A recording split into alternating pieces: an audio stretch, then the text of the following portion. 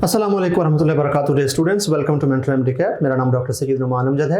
आज हमने इलेक्ट्रोस्टैटिक्स का वन शॉट लेक्चर लेना है। वन शॉट लेक्चर सीरीज़ का मतलब आपको रीइटरेट करवाना है वो सारे के सारे कॉन्सेप्ट्स जो इस एक पर्टिकुलर चैप्टर में ज़रूरी हैं। एमडीकैट के हिसाब से हम इसमें कोर टॉपिक्स को ज़्यादा टच करेंगे, आउट ऑफ द वे जाने की बजाय मेन जो टॉपिक क्लियरली और एक्सप्लिसिटली एमडीकैट के सिलेबस में हैं हम उनको ही डिस्कस करेंगे।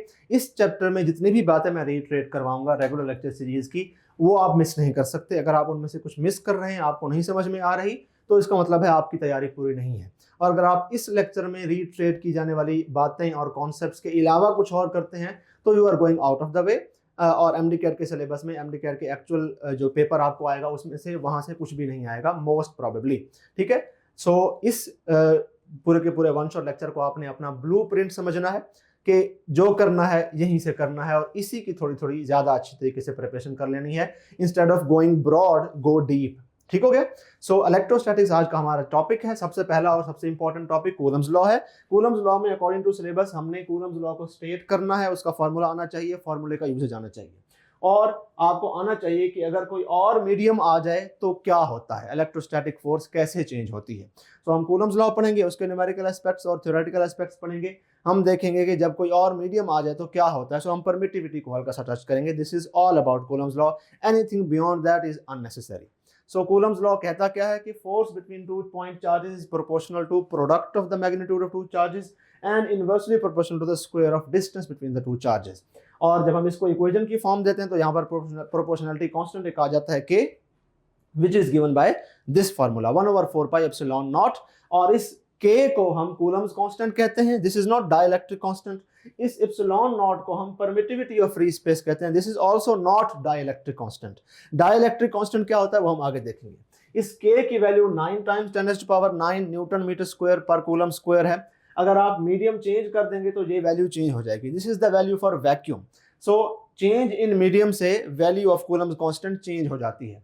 Also if you change the system of units right now, ये value newton metre per coulomb, ये जो सारे के सारे हैं ये एसआई यूनिट्स हैं। न्यूटन मीटर स्क्वायर पर कूलम स्क्वायर में जितने भी यूनिट्स हैं एसआई यूनिट्स हैं। अगर आप नॉन एसआई यूनिट का सिस्टम को यूज करते हैं तो वैल्यू 9 टाइम्स 10⁻⁹ से चेंज हो जाएगी। इप्सिलॉन नॉट की वैल्यू वैक्यूम के लिए 8.85 10⁻⁻12 है कूलम स्क्वायर पर न्यूटन पर मीटर स्क्वायर। ये इस यूनिट का रेसिप्रोकल है। ठीक है, या इसकी बजाय हम एक और अच्छा यूनिट यूज करते हैं विच इज फैरेड पर मीटर। क्वेश्चन आता है कि इप्सिलॉन नॉट की वैल्यू किस किस चीज पर डिपेंड करती है, और बच्चे सेलेक्ट कर देते हैं मीडियम पर डिपेंड करती है और सिस्टम ऑफ यूनिट्स पर। गलत। इप्सिलॉन नॉट की वैल्यू कांस्टेंट है, के की वैल्यू इन दोनों पर डिपेंड करती है। सो इस हिसाब से थोड़ा सा होशियार रहना है। एक क्वेश्चन कर लेते हैं। क्वेश्चन है कि दो चार्जेस के बीच में कूलम्स फोर्स आपको दी गई है 4 न्यूटन। एक चार्ज दिया गया है, दूसरा नहीं दिया गया। आपने फाइंड करना है दूसरा चार्ज क्या होगा अगर उनके बीच में डिस्टेंस 6 मीटर होगा तो। सो हमारे पास फॉर्मूला है F is equal to K Q1 Q2 over R का स्क्वायर। इसको रीअरेंज करें for Q2। Q2 will be equal to F times R का square divided by K Q1। Q2 will be equal to force is 4 newton, distance is 6 का square है तो मैं 6 को 2 बंदवा लिख देता हूं। के की वैल्यू वैक्यूम के लिए 9 टाइम्स 10⁻⁹ है, और चार्ज जो पहला है दैट इज 4। 4 से आप 4 कैंसिल कर सकते हैं। 3 2s are 6, 3 3s are 9, 3 1s are 3, 3 2s are 6। Numerator में 2 2s are 4 आ जाएगा, और डिनोमिनेटर में क्या आएगा 10⁻⁹ ये ऊपर जाकर 10⁻⁻9 हो जाएगा। So my answer will be 4 times 10⁻⁹ coulomb. This is the second charge. So option में कौन सा है ये? B option is the correct option. Vector form of Coulomb law अगर आप लिखना चाहें तो आपको कूलम्स लॉ में जो मैग्नीट्यूड दिया गया है उसके आगे यूनिट वेक्टर लगाना पड़ेगा। आपके पास दो चार्जेस हैं, Q1 है, ये Q2 है। F12 is the force exerted on charge Q1 by charge Q2। इसकी डायरेक्शन इस तरफ है और इस डायरेक्शन को रिप्रेजेंट कर रहा है ये वाला यूनिट वेक्टर R12। और अगर आप force exerted on charge 2 by charge 1 देखना चाहें दैट इज F2। इसकी डायरेक्शन है इस तरफ और इसका यूनिट वेक्टर है R21। ठीक है, तो आप जब वेक्टर फॉर्म लिखेंगे force on charge 1 by charge 2 is given by magnitude which is के Q1 Q2 over R square times unit vector which is R12। और unit vector is given by vector over its magnitude. Magnitude R है which is distance between the two charges, उसको R square से multiply करेंगे तो R cube आ जाएगा। सो अगर denominator में R cube है तो आगे पूरा का पूरा वेक्टर होगा R12, और अगर डिनोमिनेटर में R स्क्वायर है तो आगे सिर्फ यूनिट वेक्टर होगा R हैट 1 2। यहाँ पर आपको कंफ्यूजन से कभी कभार क्वेश्चन हो सकता है, तो यहाँ पर आपने होशियार रहना है। ठीक हो गया।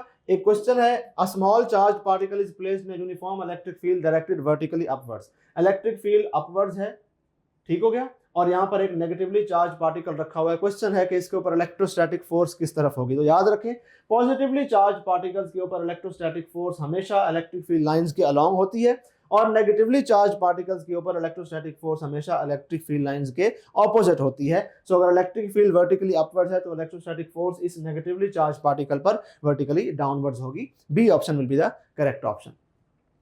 कूलम्स लॉ के कुछ थ्योरेटिकल एस्पेक्ट्स हम डिस्कस करेंगे। कूलम्स फोर्स अट्रैक्टिव भी हो सकती है, रिपल्सिव भी हो सकती है, जिस तरह मैग्नेटिक फोर्स होती है।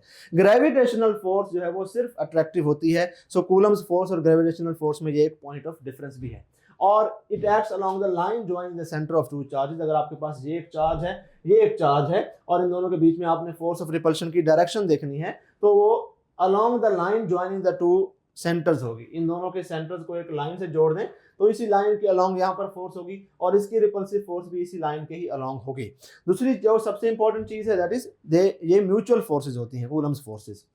F1, अगर इस चार्ज के ऊपर लगने वाली फोर्स को मैं F1 कह दूं, और ये चार्ज इस चार्ज के ऊपर जो फोर्स लगा रहा है उसको मैं F2 कह दूं, ये दोनों वेक्टर्स एक दूसरे के इक्वल और ऑपोजिट होंगे। So F1 will be equal to negative of F2। ठीक है, इक्वल होंगे, मैग्नीट्यूड में, डायरेक्शन में ऑपोजिट होंगे। सो अगर आप इनके मैग्नीट्यूड्स का रेशो लेंगे तो वो 1 to 1 होगा। ठीक है, अगर आपके पास ये 8 कूलम का चार्ज है, ये 12 कूलम का चार्ज है, ऑल्दो डिफरेंट मैग्नीट्यूड्स के चार्जेस हैं, but still they will exert equal and opposite forces on each other. तो इन दोनों की फोर्सेस का रेशो स्टिल हमारे पास क्या होगा, 1 to 1 होगा। हालांकि इन चार्जेस के मैग्नीट्यूड्स का रेशो 1 to 1 स्टिल नहीं है।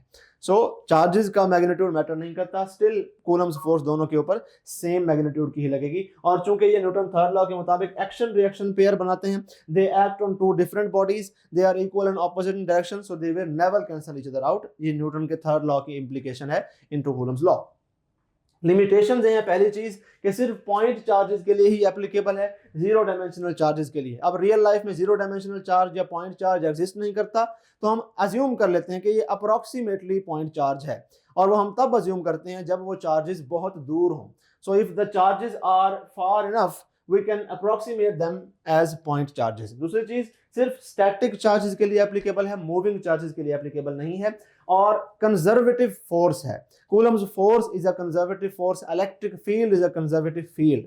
कंजर्वेटिव फोर्सेस की और कंजर्वेटिव फील्ड की जो सारी प्रॉपर्टीज हम आगे डिटेल में वर्क एनर्जी में डिस्कस करेंगे, आपने ऑलरेडी रेगुलर लेक्चर में भी हमने डिटेल में डिस्कस की, वो सारी की सारी अप्लाई होंगी इलेक्ट्रिक फील्ड या इलेक्ट्रिक फोर्स के ऊपर भी। इसमें भी क्लोज पाथ में वर्क डन जीरो होगा, इसमें भी वर्क डन पाथ फॉलोड के इंडिपेंडेंट होगा, इसमें भी work done reversible in nature होगा। आप चार्ज के ऊपर वर्क करेंगे तो चार्ज के अंदर पोटेंशियल एनर्जी आ जाएगी, वो आप पोटेंशियल एनर्जी बाद में यूज कर सकते हैं। सो आपका किया गया वर्क आप वापस हासिल कर सकते हैं। So work done can also be expressed as a function of potential energy. Non conservative forces में ऐसा नहीं होता। कंजर्वेटिव फोर्सेज में ऐसा होता है कि जितना आप वर्क करते हैं वो पोटेंशियल एनर्जी की फॉर्म में स्टोर हो जाता है, जैसा कि ग्रेविटेशनल फील्ड भी है, जैसा कि इलेक्ट्रिक फील्ड भी है। और ये सेंट्रल इन ओरिजिन होती है, यानी कि इनकी फील्ड का जो सोर्स होता है वो किसी ना किसी सेंटर पर होता है, और आप उससे दूर जाएं तो वो फील्ड वीक भी होती है, करीब आए तो फील्ड स्ट्रॉन्ग भी होती है। ये कंजर्वेटिव फील्ड की नेचर है। फ्रिक्शन जो कि नॉन कंजर्वेटिव फोर्स है, उसमें ऐसा नहीं होता। उसमें ऐसा नहीं है कि आप किसी सरफेस पर थोड़ा सा आगे चले जाएं तो फ्रिक्शन स्ट्रॉन्ग हो जाएगी, पीछे आए तो फ्रिक्शन वीक, वो सेम होती है। वो नॉन सेंट्रल इन ओरिजिन होती है जो फ्रिक्शनल फोर्स है, इसलिए वो नॉन कंजर्वेटिव है। ठीक हो गया। ग्राफ्स अगर आप ड्रॉ करेंगे तो आपके पास एक ही रिलेशन है फोर्स और आर स्क्वायर का, इसके ही आपको डिफरेंट फॉर्म में ग्राफ्स आते हैं। तो आपके पास F inversely proportional to R square है, आपने एफ वाई एक्सिस पर प्लॉट कर दिया, आर स्क्वायर एक्स एक्सिस पर प्लॉट कर दिया। ये वाली क्वांटिटी इस वाली क्वांटिटी के इनवर्सली प्रोपोर्शनल है, आपको हाइपरबोलिक कर्व मिलेगा। और आपने एक और सिस्टम किया, आपने एफ और 1/r स्क्वायर को इस तरह से प्लॉट किया कि f को y एक्सिस पर प्लॉट कर दिया और 1/r स्क्वायर को x एक्सिस पर प्लॉट कर दिया। ये वाली क्वांटिटी इस वाली क्वांटिटी के डायरेक्टली प्रोपोर्शनल है, आपको लीनियर ग्राफ मिलेगा। आपने फिर एक और काम किया, आपने f inversely proportional to 1/r का स्क्वायर वाले रिलेशन को ऐसे प्लॉट किया कि f को y एक्सिस पर प्लॉट किया, r को x एक्सिस पर प्लॉट किया। अब ये वाली क्वांटिटी इस वाली क्वांटिटी के स्क्वायर के इनवर्सली प्रोपोर्शनल है, तो मिलेगा तो हाइपरबोला, लेकिन थोड़ा सा स्टीप मिलेगा। यहां पर भी हाइपरबोला मिला था, लेकिन यहां पर लेस स्टीप हाइपरबोला था, यहां पर मोर स्टीप हाइपरबोला है। अगर आपने फोर्स और आर को इस तरह से प्लॉट किया कि F is proportional to 1/r का स्क्वायर, आपने एफ को वाई एक्सिस पर प्लॉट कर दिया, इस 1/r को एक्स एक्सिस पर प्लॉट कर दिया, तो ये वाली क्वांटिटी इस वाली क्वांटिटी के स्क्वायर के डायरेक्टली प्रोपोर्शनल है, तो एक पैराबोला मिलेगा इस तरह का। अब पैराबोला ओपनिंग अपवर्ड्स, इसका जो बॉल है वो अपवर्ड्स है। एक और पैराबोला होता है पैराबोला ओपनिंग डाउनवर्ड्स, वो इस केस में नहीं होगा, यहाँ पर इस केस में इस तरह का पैराबोला होगा, पैराबोला ओपनिंग अपवर्ड्स। तो ये ग्राफ आपको पहचानने आने चाहिए। क्वेश्चन एक और कर लेते हैं, चार्ज एवरेजिंग का, बड़ा इंटरेस्टिंग क्वेश्चन है। दो आइडेंटिकल मेटल बॉल्स हैं, इसके ऊपर +2q का चार्ज है, इसके ऊपर -q का चार्ज है, इन दोनों के बीच में फोर्स है F। हमने इनको एक कंडक्टिंग वायर से जोड़ दिया, चार्जेस इक्विलिब्रिएट हो गए और कंडक्टिंग वायर हटा दी, तो अब क्या होगा, अब इन दोनों के बीच में जो फोर्स होगी वो फाइंड करें। अब इन दोनों के ऊपर चार्जेस क्या होंगे, वो एवरेज आउट हो जाएंगे, तो आप क्या एवरेज फाइंड करेंगे, 2 + -1, इसके ऊपर 2 है, इसके ऊपर -1 है, दोनों को ऐड करके नंबर ऑफ चार्जेस पर डिवाइड कर दें, 2 है तो 2 पर डिवाइड कर देंगे, तो क्या आएगा आपके पास 2 - 1 1 1/2 आ जाएगा। ठीक है, तो अब इसके ऊपर भी q/2 का चार्ज है, इसके ऊपर भी q/2 का चार्ज है। सो हमने पढ़ा है कि force is proportional to product of two charges. तो पहले प्रोडक्ट ऑफ टू चार्जेस क्या था, 2 × 1 2 था। अब प्रोडक्ट ऑफ चार्जेस क्या है, 1/2 × 1/2 1/4 है। सो प्रोडक्ट ऑफ चार्जेस कितना कम हुआ है, प्रोडक्ट ऑफ चार्जेस 1/8 टाइम्स कम हो गया है। अगर 2 से 1 हो जाता तो हम कहते हैं हाफ हो गया है, 2 से 1/2 हो जाता तो हम कहते हैं 1/4 हो गया है, ये 2 से 1/4 हो गया है, 1/8 हो गया है। सो प्रोडक्ट ऑफ चार्जेस अगर 1/8 टाइम्स कम हो जाए तो फोर्स भी 1/8 टाइम्स कम हो जाएगी। पहले इन दोनों के बीच में फोर्स F थी, अब इन दोनों के बीच में फोर्स F/8 होगी। So C option will be the correct option, उसको आप सेलेक्ट करेंगे। परमिटिविटी का कॉन्सेप्ट पढ़ना है हमने। परमिटिविटी होता क्या है, परमिटिविटी ये होती है कि किसी भी मीडियम की ये प्रॉपर्टी कि वो कितना अच्छा या कितना बुरा इलेक्ट्रिक फील्ड को अलाउ करती है टू पास थ्रू इट। ठीक है, सो अगर आपको किसी मीडियम की परमिटिविटी पता है तो आपको उसकी इलेक्ट्रिकल प्रॉपर्टीज का पता है। कूलम्स कांस्टेंट के फॉर्मूले में ये जो एप्सिलॉन नॉट है, this is the permittivity of free space या वैक्यूम। ठीक है, इसका यूनिट इसकी बजाय आप फैरेड पर मीटर लिख सकते हैं, ये भी एमसीक्यू पॉइंट है। अगर किसी और मीडियम की परमिटिविटी आप देखेंगे तो वैक्यूम के निस्बत तमाम मीडिया की परमिटिविटी हमेशा ज्यादा होती है। इसकी 8.85 × 10⁻12 है, किसी भी और मीडियम की इससे ज्यादा होगी। इसका क्या मतलब है, इसका मतलब है vacuum is the best conductor of electric field. Vacuum से इलेक्ट्रिक फील्ड जितनी आसानी से गुजरती है, इतनी आसानी से किसी और मीडियम से नहीं गुजरती। जितनी भी परमिटिविटी किसी मीडियम की अगर हाई होगी, इसका मतलब है कि वो मीडियम उतना ज्यादा रोकता है इलेक्ट्रिक फील्ड को। ठीक है, सो if the permittivity is higher, it means it is harder for electric field to pass through that medium. Vacuum सबसे इजीली अलाउ करता है, इसकी परमिटिविटी सबसे लो है, किसी भी दूसरे मीडियम की परमिटिविटी वैक्यूम से हाई ही होगी। रिलेटिव परमिटिविटी क्या होती है कि रिलेटिव परमिटिविटी में हम किसी भी मीडियम की अगर रिलेटिव परमिटिविटी निकालना चाहें तो उसकी परमिटिविटी को वैक्यूम की परमिटिविटी पर डिवाइड कर देंगे। ठीक है, तो किसी भी मीडियम की परमिटिविटी वैक्यूम की परमिटिविटी से हाई ही होगी, तो रिलेटिव परमिटिविटी जो रेशो होगी वो हमेशा ग्रेटर देन 1 होगी। न्यूमरेटर हाई है, डिनोमिनेटर छोटा है, तो ये रिलेटिव परमिटिविटी की वैल्यू हमेशा किसी भी और मीडियम के लिए ग्रेटर देन 1 होती है। अब आपने कूलम्स कांस्टेंट किसी और मीडियम के लिए लिखना है तो आपने इप्सिलॉन नॉट के साथ इप्सिलॉन आर लिख देना है, तो आपको उस मीडियम का कूलम्स कांस्टेंट मिल जाएगा। और अगर आपने कूलम्स लॉ को ऑल्टर करना है for two charges placed in some other medium other than vacuum, तो आप अगर वैक्यूम है तो नीचे एप्सिलॉन नॉट लिखेंगे, कोई और मीडियम है तो एप्सिलॉन नॉट के साथ एप्सिलॉन आर लिख देंगे। आपको पता चल जाएगा कि इस मीडियम की मौजूदगी में कितनी फोर्स है। बाकी सारा का सारा कूलम्स फार्मूला एग्जैक्टली वैसा का वैसा रहेगा। अगर आप इसको रेशियो ऑफ फोर्सेस की टर्म में लिखना चाहें रिलेटिव परमिटिविटी को, तो हम कहते हैं relative permittivity is the ratio of force between two charges placed in vacuum to the force when two charges are placed in a medium. अब यहाँ पर वैक्यूम वाली फोर्स ऊपर है, मीडियम वाले नीचे है। जब दो चार्जेस वैक्यूम में रखते हैं तो ज्यादा फोर्स होती है, मीडियम कोई आ जाएगा तो फोर्स कम हो जाएगी। So force in vacuum is greater then the force in medium. Numerator ज्यादा है, डिनोमिनेटर कम है, आंसर आपका ग्रेटर देन 1 आएगा। This is also another formula of relative permittivity. Important points हैं कुछ जो आपको याद रखने चाहिए। जितना ज्यादा बेहतर इंसुलेटर होगा उतना ज्यादा इलेक्ट्रिक फील्ड को अपोज करेगा, उतनी हाई रिलेटिव परमिटिविटी की वैल्यू होगी। इस ई आर को एप्सिलॉन आर को डाइलेक्ट्रिक कांस्टेंट कहते हैं, के को कूलम्स कांस्टेंट कहते हैं, इसको permittivity of medium permittivity of vacuum कहते हैं, इसको परमिटिविटी ऑफ मीडियम कहते हैं। एप्सिलॉन आर को डाइलेक्ट्रिक कांस्टेंट कहते हैं। एप्सिलॉन आर फ्री स्पेस का 1 होता है। क्यों? क्योंकि किसी भी मीडियम की रिलेटिव परमिटिविटी के लिए आप क्या करते हैं, उस मीडियम की परमिटिविटी को वैक्यूम की परमिटिविटी पर डिवाइड कर देते हैं। तो अगर वैक्यूम की ही फाइंड करना चाहेंगे तो वैक्यूम की परमिटिविटी को वैक्यूम पर ही डिवाइड करेंगे तो आंसर 1 ही आएगा। और किसी और मीडियम की हमेशा ग्रेटर देन 1 होगी। एयर की तकरीबन रिलेटिव परमिटिविटी वैक्यूम के बराबर है, 1.0006 ही है। और मेटल्स की रिलेटिव परमिटिविटी इन्फिनिटी है। इसका क्या मतलब हुआ? इसका मतलब ये हुआ कि अगर दो चार्जेस हैं which are separated by a metal, ठीक है, अगर वो they are separated by vacuum, तो उनके बीच में फोर्स क्या होगी? ये होगी 1/4πε0 Q1 Q2 और R²। अगर मेटल है तो आप इसके आगे मेटल की ई एप्सिलॉन आर लिखेंगे, और वो कितनी होती है? इन्फिनिटी होती है। यानी डिनोमिनेटर इन्फिनिटली ज्यादा हो गया है, तो आंसर जो हमारा आएगा फोर्स का वो इन्फिनिटली लो होगा, बहुत ही कम जवाब आएगा, तकरीबन 0 आएगा। सो अगर दो चार्जेस हैं उनके बीच में मेटल एज अ मीडियम है, उनके बीच में फोर्स जो होगी वो 0 होगी। Electrostatic force will be 0। ये पॉइंट आपने याद रखना है। फ्री स्पेस की परमिटिविटी क्या होती है? अब ऑप्शंस हैं आपके पास, 1.008 नहीं हो सकता, इक्वल टू यूनिटी बच्चे लगा देते हैं, लेकिन ऐसा नहीं है। उसने एप्सिलॉन आर नहीं पूछा फ्री स्पेस का। फ्री स्पेस की रिलेटिव परमिटिविटी 1 होती है। फ्री स्पेस की परमिटिविटी होती है 8.85 × 10⁻12। अब उसमें 10⁻⁻12 है, तो इसका मतलब क्या हुआ कि आप 0 इस पॉइंट को 12 मरतबा पीछे लेकर जाएंगे, तो 0.000 11 मरतबा 0 देन 885। ये लेसर देन 1 वैल्यू है, ठीक है ना, 1 से बहुत छोटी वैल्यू है। So this is a lesser than 1 value. Free space की परमिटिविटी लेस देन 1 है, ठीक है। सो डी ऑप्शन आपका करेक्ट ऑप्शन होगा।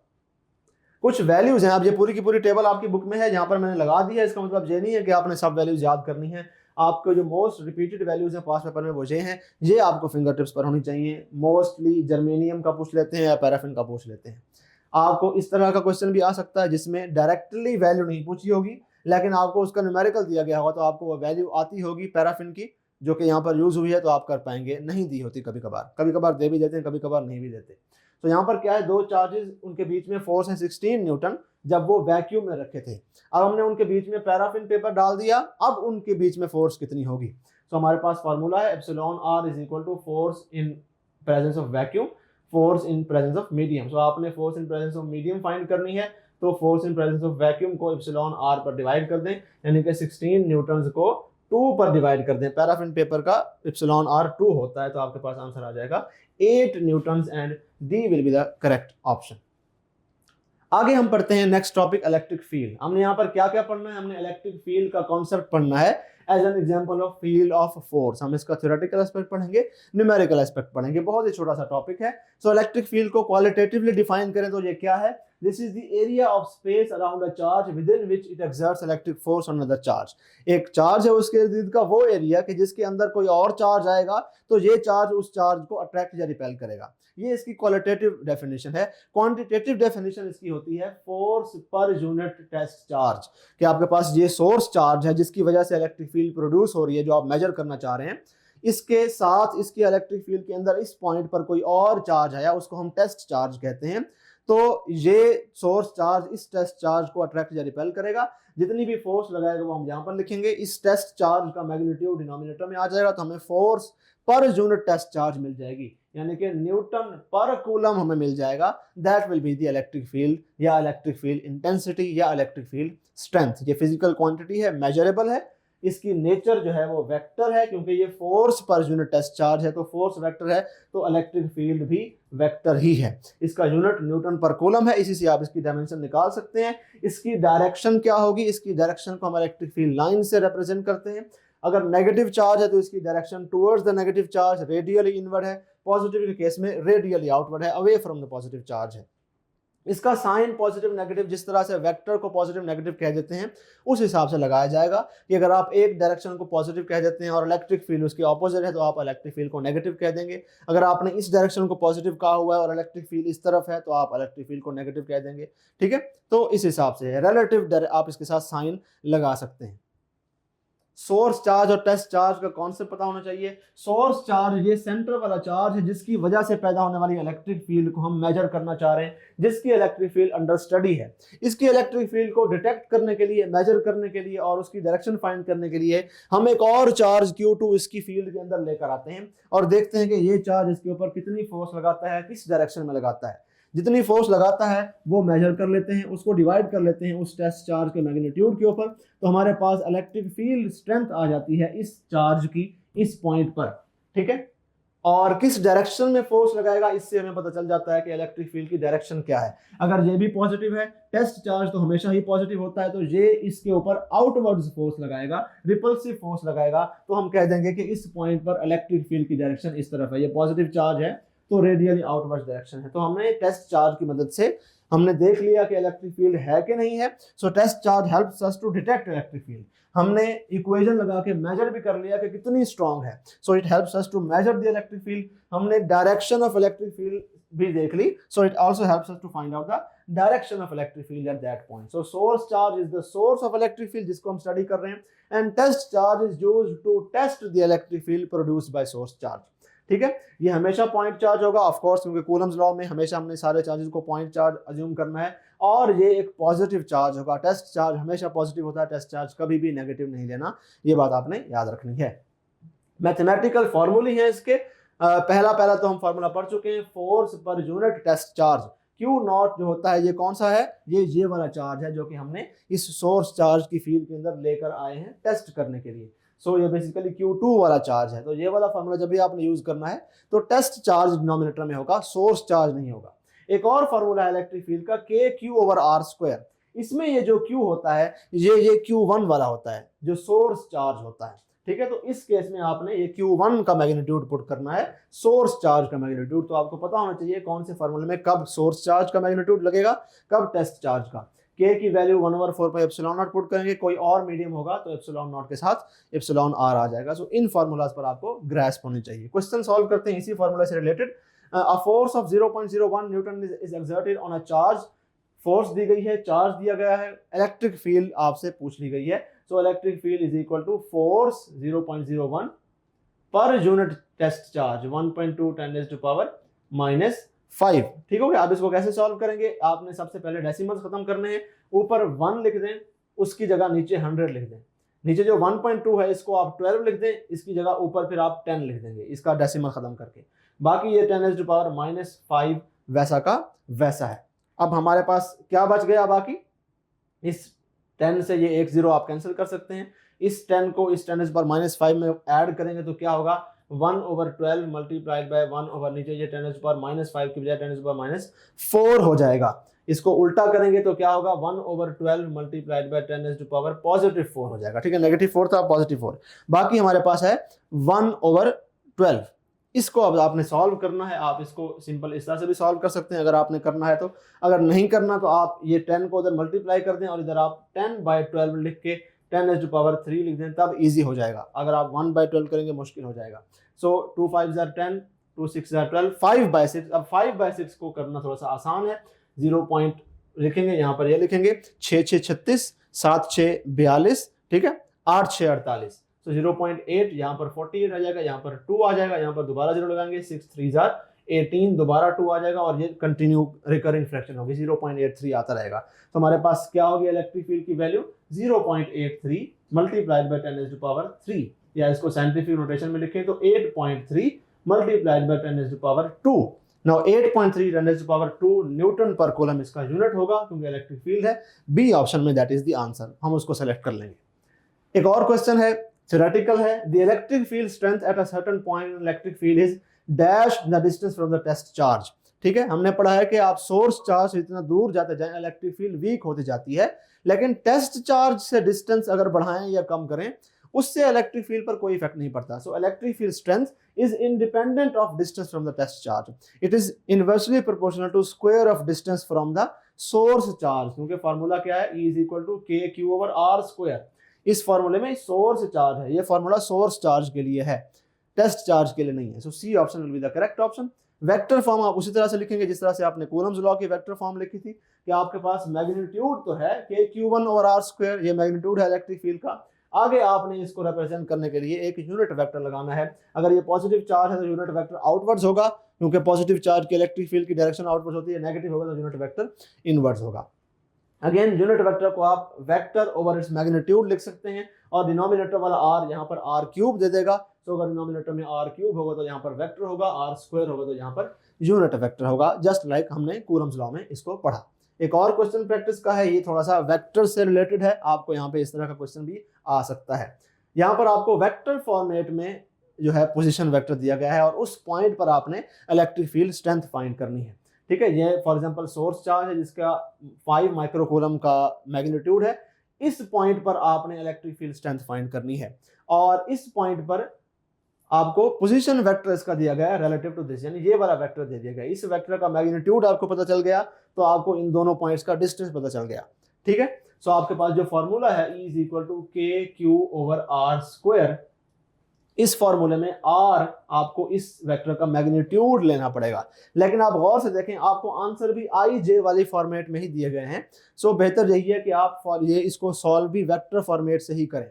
सो कैसे करेंगे, हमारे पास क्या फॉर्मूला है, E is equal to K Q over R cube multiplied by vector itself. ठीक है, या आप यूं कर सकते हैं कि यहाँ पर यूनिट वेक्टर लिखें तो यहाँ पर आर स्क्वायर लिख देंगे। अब आप क्या करेंगे, 9 टाइम्स 10⁻⁹ मल्टीप्लाइड बाय चार्ज क्या है, चार्ज है हमारा 5 माइक्रोकूलम यानी कि 5 टाइम्स 10⁻⁻⁶। डिनोमिनेटर में आपने इस वेक्टर का मैग्नीट्यूड का क्यूब लिखना है। तो पहले वेक्टर का मैग्नीट्यूड फाइंड करें, ये 4 है, ये 3 है, 3 4 5 पाइथागोरियन ट्रायंगल है तो इसका मैग्नीट्यूड 5 ही होगा। ठीक है, so magnitude of this vector position vector is 5 units. So यहाँ पर आपने 5 मल्टीप्लाइड बाय 5 मल्टीप्लाइड बाय 5 यानी कि 5 का क्यूब लिख देना है और आगे वो वेक्टर इटसेल्फ लिख देना है। और वो वेक्टर कितना है, वो वेक्टर है 4i प्लस 3j। इसको हम आखिर में सॉल्व कर लेंगे। सो 5 से आपने 5 कैंसिल कर दिया, 5 5 25 और ऊपर हो गया 9। ठीक है, सो 9/25 मल्टीप्लाइड बाय 10⁻⁹ माइनस 6 10⁻³ हो गया। ठीक है, 9 - 6 10⁻³ हो गया। अब आप इसको 90 की बजाय 9 की बजाय 90 लिख सकते हैं, यहाँ पर 10⁻² लिख सकते हैं। 5 पर इसको कैंसिल करें तो 5 5 29, 5 1 5, 4 उधर जाएगा तो 5 8 40। 18 divided by 5 multiplied by 10⁻²। So 18 divided by 5 multiplied by 10⁻²। 18/5 अगर आप इसको सॉल्व करेंगे 18/5 को तो तकरीबन 3.6 आता है, 3.6 टाइम्स 10⁻²। ठीक है, अब थ्रू आउट जहाँ पर जगह कम थी तो 3.6 टाइम्स 10⁻² के आगे हमेशा 4i प्लस 3j रहा है। सो अब हमने ये वाला पोर्शन सॉल्व कर लिया है, इसको वेक्टर से मल्टीप्लाई करना है। तो हमारे पास नाउ इलेक्ट्रिक फील्ड क्या है, इलेक्ट्रिक फील्ड है 3.6 टाइम्स 10⁻² को मैं 360 लिख देता हूँ। So 360 into 4i plus 3j।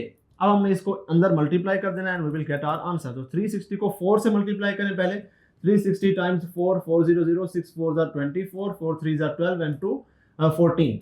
सो 1440i प्लस 360 को 3 से मल्टीप्लाई करें अगर तो क्या आता है, 360 मल्टीप्लाइड बाय 3 0, ये 18 आ जाएगा, 3 3 9 और 1 10 प्लस 1080 j। सो 1440i प्लस 1080 j। ये है वेक्टर फॉर्मेट इलेक्ट्रिक फील्ड की यूनिट, इसका भी न्यूटन पर कूलम ही होगा। सो ये आप ऑप्शन में सेलेक्ट करेंगे, 1440i प्लस 1080 j न्यूटन पर कूलम आएगा। ठीक है, न्यूटन पर मीटर नहीं, न्यूटन पर कूलम आएगा। A option will be the correct option. Relative permittivity को यहां पर भी आप वैसे ही रिप्रेजेंट करेंगे जिस तरह कूलम्स लॉ में किया था। वैक्यूम वाली इलेक्ट्रिक फील्ड ऊपर लिखेंगे, मीडियम वाली नीचे, क्योंकि इलेक्ट्रिक फील्ड मीडियम की मौजूदगी में वीक हो जाती है। सो अगेन इसका आंसर आपका ग्रेटर देन 1 आएगा। ग्राफ्स इसके भी एग्जैक्टली वैसे हैं जैसे कि आपके पास कूलम्स लॉ के थे। ये चारों के चारों वही ग्राफ्स हैं। आपने इलेक्ट्रिक फील्ड और आर स्क्वायर को प्लॉट किया तो हाइपरबोला, इलेक्ट्रिक फील्ड और 1/r² को प्लॉट किया तो डायरेक्टली प्रोपोर्शनल है तो लीनियर, इलेक्ट्रिक फील्ड और आर को प्लॉट किया तो थोड़ा सा स्टीपर हाइपरबोला, इलेक्ट्रिक फील्ड और 1/r को किया तो ये parabola opening upwards, exactly Coulomb's law की तरह। इलेक्ट्रिक फील्ड लाइंस एक और टॉपिक है। अब यहाँ पर क्या क्या चीजें हैं, यहाँ पर 2 चीजें हैं। हम इसमें से ये पहली चीज पहले कर लेंगे और दूसरी चीज बाद में। जो दूसरा लर्निंग ऑब्जेक्टिव है वो है electric field lines for 2 point charges of equal magnitude with same और ऑपोजिट साइंस। यानी कि यहाँ पर पॉजिटिव और यहाँ पर नेगेटिव और यहाँ पर नेगेटिव, या यहाँ पर पॉजिटिव और नेगेटिव इलेक्ट्रिक फील्ड लाइंस कैसी बनेंगी, ड्रॉ करें। उसके लिए हम इलेक्ट्रिक फील्ड लाइंस को भी पढ़ना है कि उनके रूल्स क्या होते हैं, और इसके अलावा कुछ और अरेंजमेंट भी हम डिस्कस कर लेंगे। और उसके बाद हम मूव करेंगे इस पॉइंट पर, calculate the magnitude and direction of electric field at a point due to 2 charges with the same और ऑपोजिट साइंस। कि आपको 2 चार्जेस दिए गए, एक पॉजिटिव जे एक पॉजिटिव जे। अब इन दोनों की इलेक्ट्रिक फील्ड है इस पॉइंट पर, तो इस पॉइंट पर इन दोनों की इलेक्ट्रिक फील्ड का टोटल जो नेट इलेक्ट्रिक फील्ड होगी वो क्या होगी, उसके भी हम कुछ केसेस डिस्कस कर लेंगे। ठीक है, वो आते खाल खाल ही हैं क्योंकि फिगर वाले क्वेश्चन काफ़ी ऐसे से आना बंद हो गए, बट स्टिल चूंकि आपके लर्निंग ऑब्जेक्टिव में है तो हम उसको भी डिस्कस कर लेंगे। सो इलेक्ट्रिक फील्ड लाइंस होती क्या है? इलेक्ट्रिक फील्ड को रिप्रेजेंट करने के लिए इमेजिनरी लाइंस एक हम ड्रॉ करते हैं, set of imaginary line draw करते हैं, जिससे पता चलता है कि इसी पर्टिकुलर चार्ज के इर्द गिर्द इलेक्ट्रिक फील्ड है कि नहीं है। सो पहली चीज ये हमें बताएगी प्रेजेंस और एब्सेंस ऑफ इलेक्ट्रिक फील्ड, और कितनी स्ट्रॉन्ग या कितनी वीक है। स्ट्रेंथ ऑफ इलेक्ट्रिक फील्ड भी इलेक्ट्रिक फील्ड लाइन से पता चलती है। कैसे पता चलती है? कि अगर इलेक्ट्रिक फील्ड लाइंस बहुत करीब करीब ड्रॉ की गई हैं तो इसका मतलब है स्ट्रॉन्ग इलेक्ट्रिक फील्ड है। इलेक्ट्रिक फील्ड लाइन बहुत खुली खुली दूर दूर ड्रॉ की गई हैं तो बहुत वीक इलेक्ट्रिक फील्ड है। ठीक है, और डायरेक्शन ऑफ इलेक्ट्रिक फील्ड भी पता चलती है। इन इलेक्ट्रिक फील्ड लाइंस के एक एंड पर एरो होता है, वो जो एरो है वो हमें बताएगा कि इलेक्ट्रिक फील्ड इस तरफ है कि इस तरफ है। सो तीन चीजें हमें पता चलती हैं, प्रेजेंस और एब्सेंस, स्ट्रेंथ और weakness, and direction of electric field in lines के थ्रू। अब इनकी प्रॉपर्टीज क्या है? ये स्ट्रेट भी हो सकती हैं, ये कर्व्ड भी हो सकती हैं। अगर आपके पास आइसोलेटेड चार्ज है, सिंगल चार्ज रखा हुआ है, उसके इर्द गिर्द कोई और चार्ज नहीं है, तो स्ट्रेट होंगी। अगर a system of two charges है, दो चार्जेस हैं, एक पॉजिटिव नेगेटिव, या एक पॉजिटिव या दोनों नेगेटिव, तो कर्व हो जाएंगे। कैसे वो हम देखेंगे। डायरेक्शन क्या होगी? अगर तो स्ट्रेट लाइंस हैं तो जिस तरफ लाइन की डायरेक्शन है इधर या उधर, उसी डायरेक्शन में इलेक्ट्रिक फील्ड की डायरेक्शन होगी। अगर कर्व्ड लाइन है तो उस केस में किसी भी पॉइंट पर, अगर आप यहां पर फॉर एग्जांपल फाइंड करना चाहते हैं इलेक्ट्रिक फील्ड की डायरेक्शन, तो उस पॉइंट पर टेंजेंट ड्रॉ करेंगे तो वो होगी इलेक्ट्रिक फील्ड वाले वेक्टर की डायरेक्शन। इनके बीच की स्पेसिंग हमें स्ट्रेंथ का पता देती है। स्पेसिंग ज्यादा है तो वीक इलेक्ट्रिक फील्ड है, कम स्पेसिंग है, करीब करीब लाइन ड्रॉ की गई है तो स्ट्रॉन्ग इलेक्ट्रिक फील्ड है।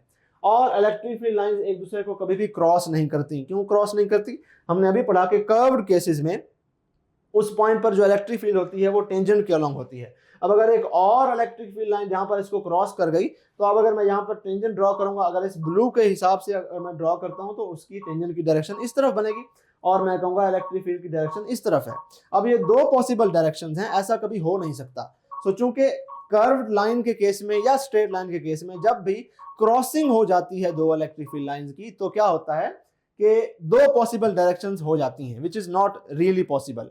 तो एक एम्बिग्युइटी क्रिएट हो जाती है। दिस इज व्हाई हम ड्रॉ करते हुए एहतियात करते हैं कि इलेक्ट्रिक फील्ड लाइंस कभी भी एक दूसरे को क्रॉस ना करें। अब हम कुछ पैटर्न्स पढ़ लेते हैं इलेक्ट्रिक फील्ड लाइन के, देखते हैं कि किस किस केस में किस किस्म के इलेक्ट्रिक फील्ड लाइंस बनेंगे। अगर आइसोलेटेड चार्जेस हैं, पॉजिटिव चार्ज आइसोलेटेड है, आप radially outwards straight electric field lines draw करेंगे।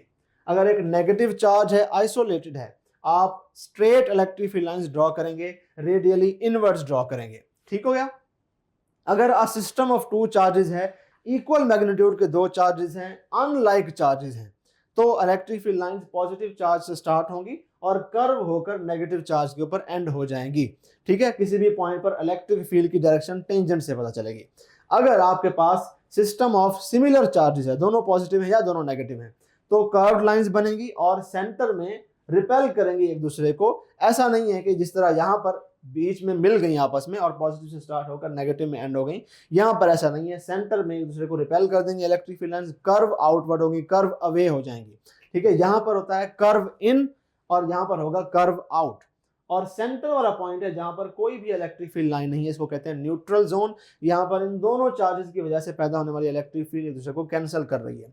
पॉजिटिव चार्ज की electric field away from charge होती है, तो इस चार्ज की इलेक्ट्रिक फील्ड इस तरफ होगी, इस चार्ज की इलेक्ट्रिक फील्ड उस तरफ होगी, और दोनों इक्वल मैग्नीट्यूड के हैं, तो ये पॉइंट पर मैग्नीट्यूड चूंकि बराबर है दोनों का, और ये पॉइंट भी एग्जैक्टली सेंटर में होता है, डिस्टेंस भी बराबर है, तो दोनों फील्ड एक दूसरे को कैंसिल कर देंगे। यहाँ पर इलेक्ट्रिक फील्ड जीरो होगी।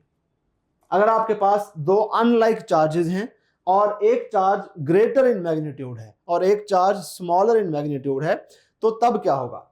तब आप देखें, अगेन पॉजिटिव चार्ज से स्टार्ट हो रही है, नेगेटिव चार्ज पर एंड हो रही है, लेकिन फर्क क्या है इसमें और इसमें कि यहाँ पर भी उतनी ही डेंसिटी है इलेक्ट्रिक फील्ड लाइंस की, इस पॉइंट पर भी उतनी ही डेंसिटी है। इससे पता चलता है कि दोनों चार्जेस सेम इन मैग्नीट्यूड हैं, जबकि यहाँ पर ऐसा नहीं है। यहाँ पर पॉजिटिव चार्ज के इर्द गिर्द इलेक्ट्रिक फील्ड लाइंस ज्यादा डेंस हैं, नेगेटिव चार्ज की फील्ड लाइंस कुछ कम है। सो नेगेटिव चार्ज यहाँ पर लोअर इन मैग्नीट्यूड है, positive charge higher in magnitude है, उसका इस किस्म का पैटर्न बनेगा। यहाँ पर भी आप देख सकते हैं पॉजिटिव चार्ज के इर्द गिर्द ज्यादा नंबर ऑफ फील्ड लाइंस हैं, नेगेटिव चार्ज के इर्द गिर्द कम नंबर ऑफ फील्ड लाइंस है। मुझे कैसे पता चला ये पॉजिटिव है ये नेगेटिव है? Direction of electric field line से, पॉजिटिव से स्टार्ट हो रही है, नेगेटिव पर एंड हो रही है। So the charge A is greater in magnitude than the charge B. यहाँ पर आप देखें, यहाँ पर पॉजिटिव चार्ज डी है, नेगेटिव चार्ज सी है, positive charge higher in magnitude है, negative charge lesser in magnitude है। तो charge D is greater in magnitude than the charge सी। यहां पर सिस्टम ऑफ 3 चार्जेस है, एफ पॉजिटिव चार्ज है, ई positive charge है, जी भी पॉजिटिव चार्ज है, और एफ सबसे हायर इन मैग्नीट्यूड है, सबसे स्ट्रॉन्ग है, उससे ज्यादा वीक ई है, ई उससे बाद है, और सबसे वीक जिसके इर्द गिर्द सबसे कम नंबर ऑफ फील्ड लाइंस हैं, बहुत ही लेस डेंस फील्ड लाइंस हैं, वो जी है। यहां पर भी देख सकते हैं सिस्टम ऑफ चार्जेस, ये पॉजिटिव चार्ज है, ये बाकी दोनों नेगेटिव चार्जेस हैं। जो आई है उसके इर्द गिर्द सबसे ज्यादा डेंस हैं, तो वो सबसे स्ट्रॉन्ग हो गया, उसके बाद एच उससे वीक है, और जे वाला चार्ज सबसे वीकर चार्ज है। अगर आपके पास दो ऑपोजिटली चार्ज पैरेलल प्लेट्स हों तो electric field lines positive plate से नेगेटिव प्लेट की तरफ ट्रैवल करती हैं, बिल्कुल पैरेलल होती हैं, यूनिफॉर्मली स्पेस्ड होती हैं। इससे पता चलता है कि इलेक्ट्रिक फील्ड इज यूनिफॉर्म या constant between these two plates. ठीक है, एंड्स पर जाकर इलेक्ट्रिक फील्ड लाइंस कर्व हो जाती हैं, इसको हम कहते हैं फ्रिंजिंग इफेक्ट। ठीक है, थोड़ी सी इलेक्ट्रिक फील्ड लाइंस एंड्स पर कर्व हो जाती हैं, फ्रिंजिंग इफेक्ट होता है। ये आपके लिए जरूरी नहीं है, ये कैपेसिटर्स में टेक्निकल जो हम पढ़ते हैं उसमें ये फ्रिंजिंग इफेक्ट माने लगता है कि कैपेसिटर्स की एक्चुअल कैपेसिटेंस मेजर्ड कैपेसिटेंस से ज़्यादा आ रही होती है इस फ्रिंजिंग इफेक्ट की वजह से, क्योंकि हम एक्चुअल में जब मेजरमेंट में यूज़ करते हैं तो हम इतनी इलेक्ट्रिक फील्ड लेते हैं इसके बीच वाले, लेकिन कुछ इलेक्ट्रिक फील्ड लाइन्स बाहर भी होती हैं, सो वो उनको हम काउंट नहीं कर रहे होते, तो इसलिए कैलकुलेशंस में कैपेसिटेंस कम आ रही होती है, लेकिन एक्चुअल में मेजर करते तो ज़्यादा आ रही होती है। वो उसकी रीज़न होती है फ्रिंजिंग इफेक्ट, उसका आपसे ताल्लुक नहीं है, बस आपको हल्का सा आइडिया होना चाहिए, कभी कभार बता देते हैं बच्चों को, but it is not necessary for you. अगर एक चार्ज और एक प्लेट हो तो एक पॉजिटिव चार्ज है, सामने नेगेटिवली चार्ज प्लेट है, तो पॉजिटिव से स्टार्ट होंगी और नेगेटिव चार्ज के ऊपर जाकर नेगेटिव प्लेट के ऊपर एंड हो जाएंगी। इसका ऑपोजिट होगा, अगर ये नेगेटिव और ये पॉजिटिव हो, पॉजिटिव प्लेट से लाइन स्टार्ट हो रही है, नेगेटिव पर कन्वर्ज होकर एंड हो रही है। क्वेश्चन है, जरा इसको सॉल्व करें। क्वेश्चन क्या है, थ्योरेटिकल है, थोड़ा सा कंसेप्चुअल है। Negatively charged particle initially at rest placed in an electric field that varies from point two point. आपने बताना है कि इस पार्टिकल के ऊपर क्या इसकी प्रॉपर्टीज होंगी। सारे जरा आप ऑप्शंस को पढ़ें। पहला क्या है, नेगेटिवली चार्ज पार्टिकल है, इलेक्ट्रिक फील्ड में रखा हुआ है, particle moves along the electric line of force. हमने पीछे पढ़ा कि अगर इलेक्ट्रिक फील्ड लाइन इस तरफ जा रही हैं और आप यहाँ पर कोई पॉजिटिव चार्ज छोड़ते हैं तो positive charge electric field line के साथ साथ ट्रेवल करता है। अगर आप नेगेटिव चार्ज छोड़ रहे हैं तो वो इलेक्ट्रिक फील्ड लाइन के ऑपोजिट ट्रेवल करेगा, उसके ऊपर फोर्स इलेक्ट्रिक फील्ड लाइंस के ऑपोजिट डायरेक्शन में लगेगी। ठीक है, सो पहला ऑप्शन तो गलत हो गया। The particle moves opposite to the electric line of force passing through it, ये हो सकता है, लेकिन हम बाकी भी पढ़ लेते हैं। The direction of acceleration of the particle is tangential to the electric line of force at every point. ये भी बात ठीक है, हमने कहा कि नेगेटिव चार्ज को रखेंगे अगर इलेक्ट्रिक फील्ड में तो उसके ऊपर electric force opposite to the direction of electric field line लगेगी। अगर यहाँ पर रखा है इस तरफ इलेक्ट्रिक फोर्स लगेगी, इसी तरफ एक्सेलरेशन भी होगी, एक्सेलरेशन वाला वेक्टर भी इधर होगा, इस तरफ फोर्स वाला वेक्टर भी होगा। ठीक है, तो ये बात भी ठीक है। आखिरी क्या है, the direction of acceleration of the particle is normal to the electric line of force at every point. Normal का मतलब है परपेंडिकुलर, ये तो कभी भी नहीं होता, इलेक्ट्रिक फोर्स हमेशा tangent to the electric line of force लगती है। तो ये आखिरी ऑप्शन कैंसिल हो गया। अब हम इन दोनों ऑप्शन में फंस गए हैं, इन दोनों ऑप्शन में से किसको आप सेलेक्ट करेंगे? तो इन दोनों ऑप्शन में आप उसको सेलेक्ट करेंगे जो बेहतर होगा। अगर आप नेगेटिव चार्ज को अगर यहाँ पर स्टेशनरी छोड़ देते हैं तो इसको जहां पर इलेक्ट्रिक फोर्स ले जाएगी ये उधर ही जाएगा। ठीक है, खाली छोड़ दिया ना आपने, इलेक्ट्रिक फोर्स जहां ले जाएगी उधर जाएगा, इलेक्ट्रिक फोर्स टेंजेंट के अलोंग है, इधर ले जाएगी, ये आगे मूव करेगा, इलेक्ट्रिक फोर्स इसको इलेक्ट्रिक फील्ड लाइन के साथ साथ मूव करवाएगी। लेकिन what if this particle is moving initially? ठीक है, तब आप क्या करेंगे? अगर ये पार्टिकल मूव कर रहा हुआ तो आपने पहले फेंक दिया, अब ये पार्टिकल इस तरफ मूव करता हुआ आया था और अचानक से इलेक्ट्रिक फील्ड में एंटर हो गया, इसको इस तरफ फोर्स लगने लगी तो ये इस तरफ बेंड हो जाएगा, तो इसकी एक्सेलरेशन इस तरफ होगी, इसको फोर्स इस तरफ फील होगी, लेकिन ये इलेक्ट्रिक फील्ड लाइन के लॉन्ग मूव नहीं करेगा, बेंड हो जाएगा उस तरफ। तो उस केस में हम कहेंगे हाँ इसकी एक्सेलरेशन जो है वो tangential to the electric field line है, इलेक्ट्रिक फील्ड की लाइन के टेंजेंट की तरफ इसकी एक्सेलरेशन है क्योंकि फोर्स उस तरफ लग रही है, लेकिन इसका पाथ अपना है क्योंकि ऑलरेडी मूव करता हुआ आ रहा था, तो इसका पाथ इलेक्ट्रिक फील्ड लाइन के पाथ के मुताबिक नहीं होगा, उस तरफ फोर्स लगेगी लेकिन मुताबिक नहीं होगा।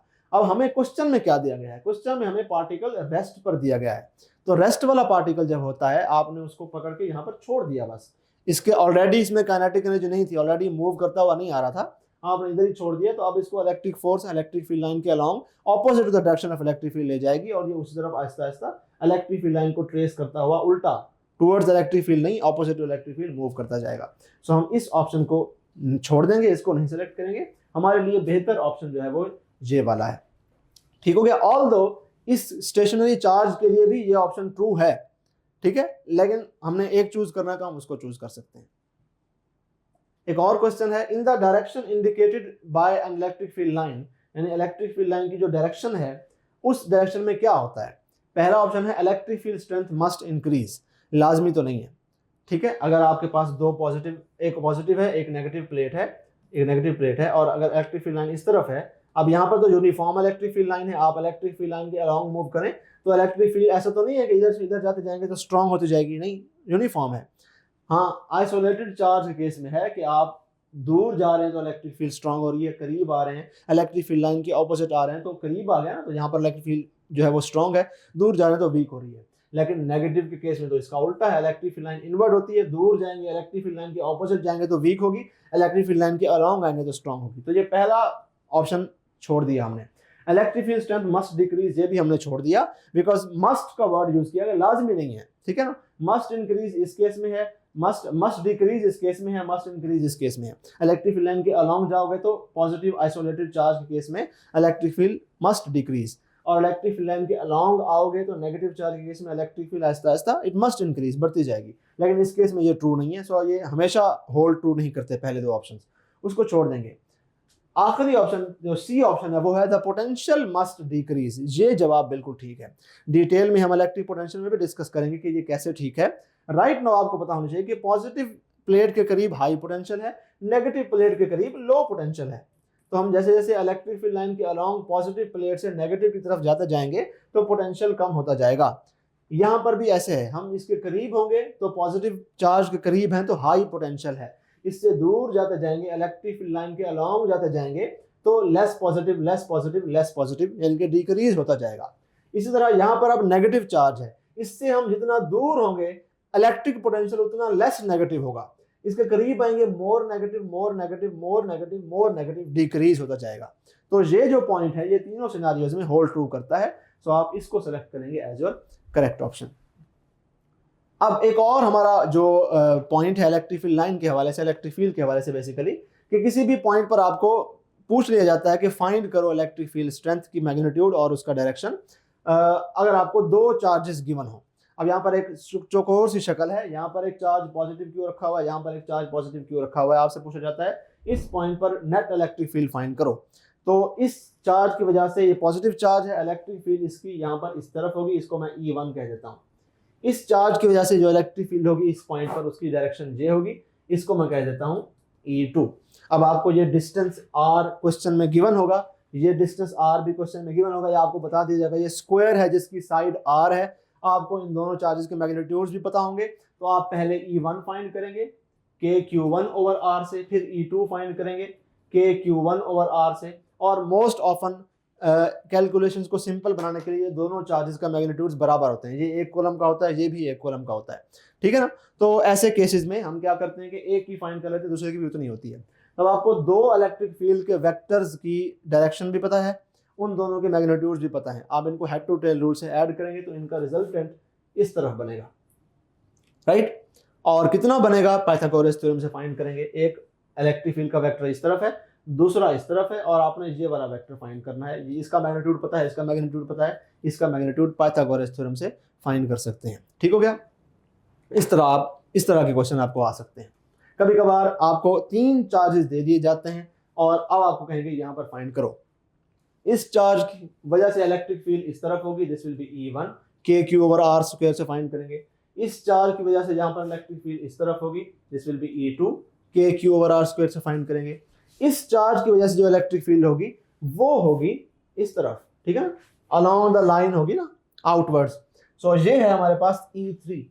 अब आपके पास तीन इलेक्ट्रिक फील्ड हैं, इन तीनों को आपने ऐड करना है। सो पहली दो जो है E1 और E2, उनको आप पाइथागोरस थ्योरम से ऐड कर दें, उनका रिजल्टेंट आपके पास सपोज बन गया ये है E1 प्लस E2। अब इसका जो रिजल्टेंट आपने फाइंड कर लिया उसमें आप इस E3 को ऐड कर दें प्लस E3, तो फिर आपके पास नेट इलेक्ट्रिक फील्ड इस पॉइंट पर आ जाएगी। इस किस्म के क्वेश्चंस आते हैं, ठीक है। चूंकि ये वन शॉट है तो मैं ऑफ कोर्स इसकी डिटेल में नहीं जा रहा, it would be too long, हमारे पास इतना टाइम नहीं है, लेकिन आपको मैं वन शॉट में इतना ही बता सकता हूँ रिवीजन के लिए। अगर आपने रेगुलर लेक्चर नहीं लिए तो you will miss out on this. आपने रेगुलर लेक्चर लेने हैं, आपको पता होना चाहिए कि यहाँ पर क्या केस होता है। अगेन फिगर्स वाले क्वेश्चन कम आते हैं, तो लीस्ट चांस है, पॉसिबल चांस है कि यहाँ से कोई क्वेश्चन आए, but still to be safe side.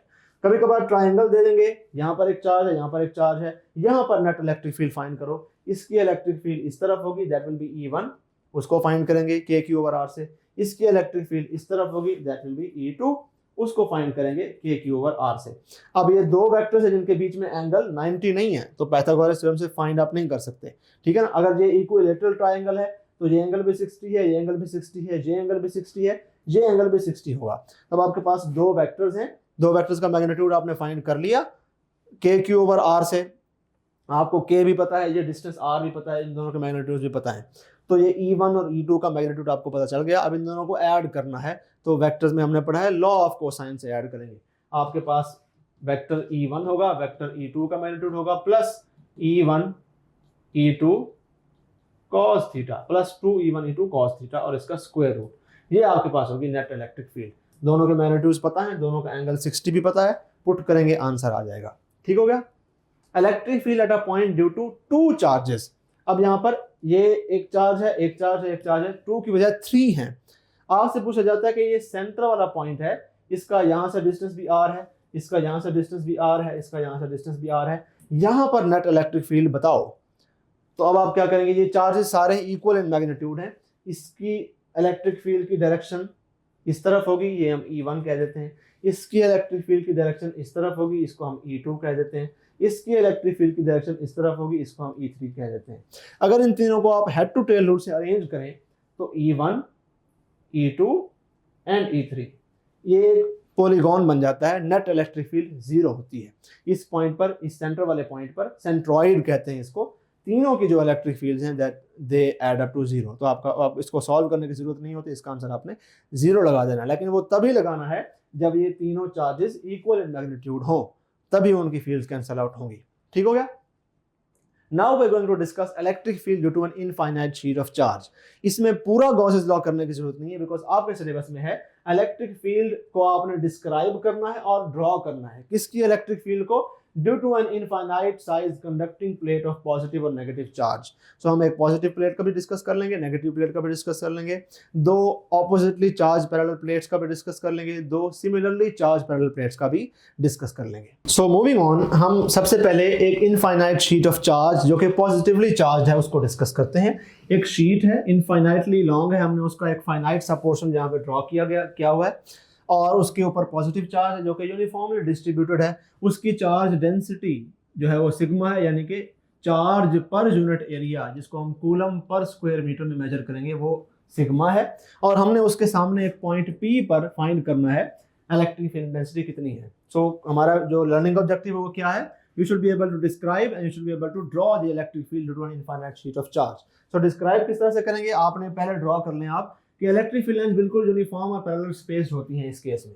So electric field line चूंकि इक्वली स्पेस्ड हैं और पैरेलल हैं, तो हम कहेंगे electric field due to an infinite sheet of positive charge is uniform या कांस्टेंट। ठीक है। और field strength is independent of distance from the plate.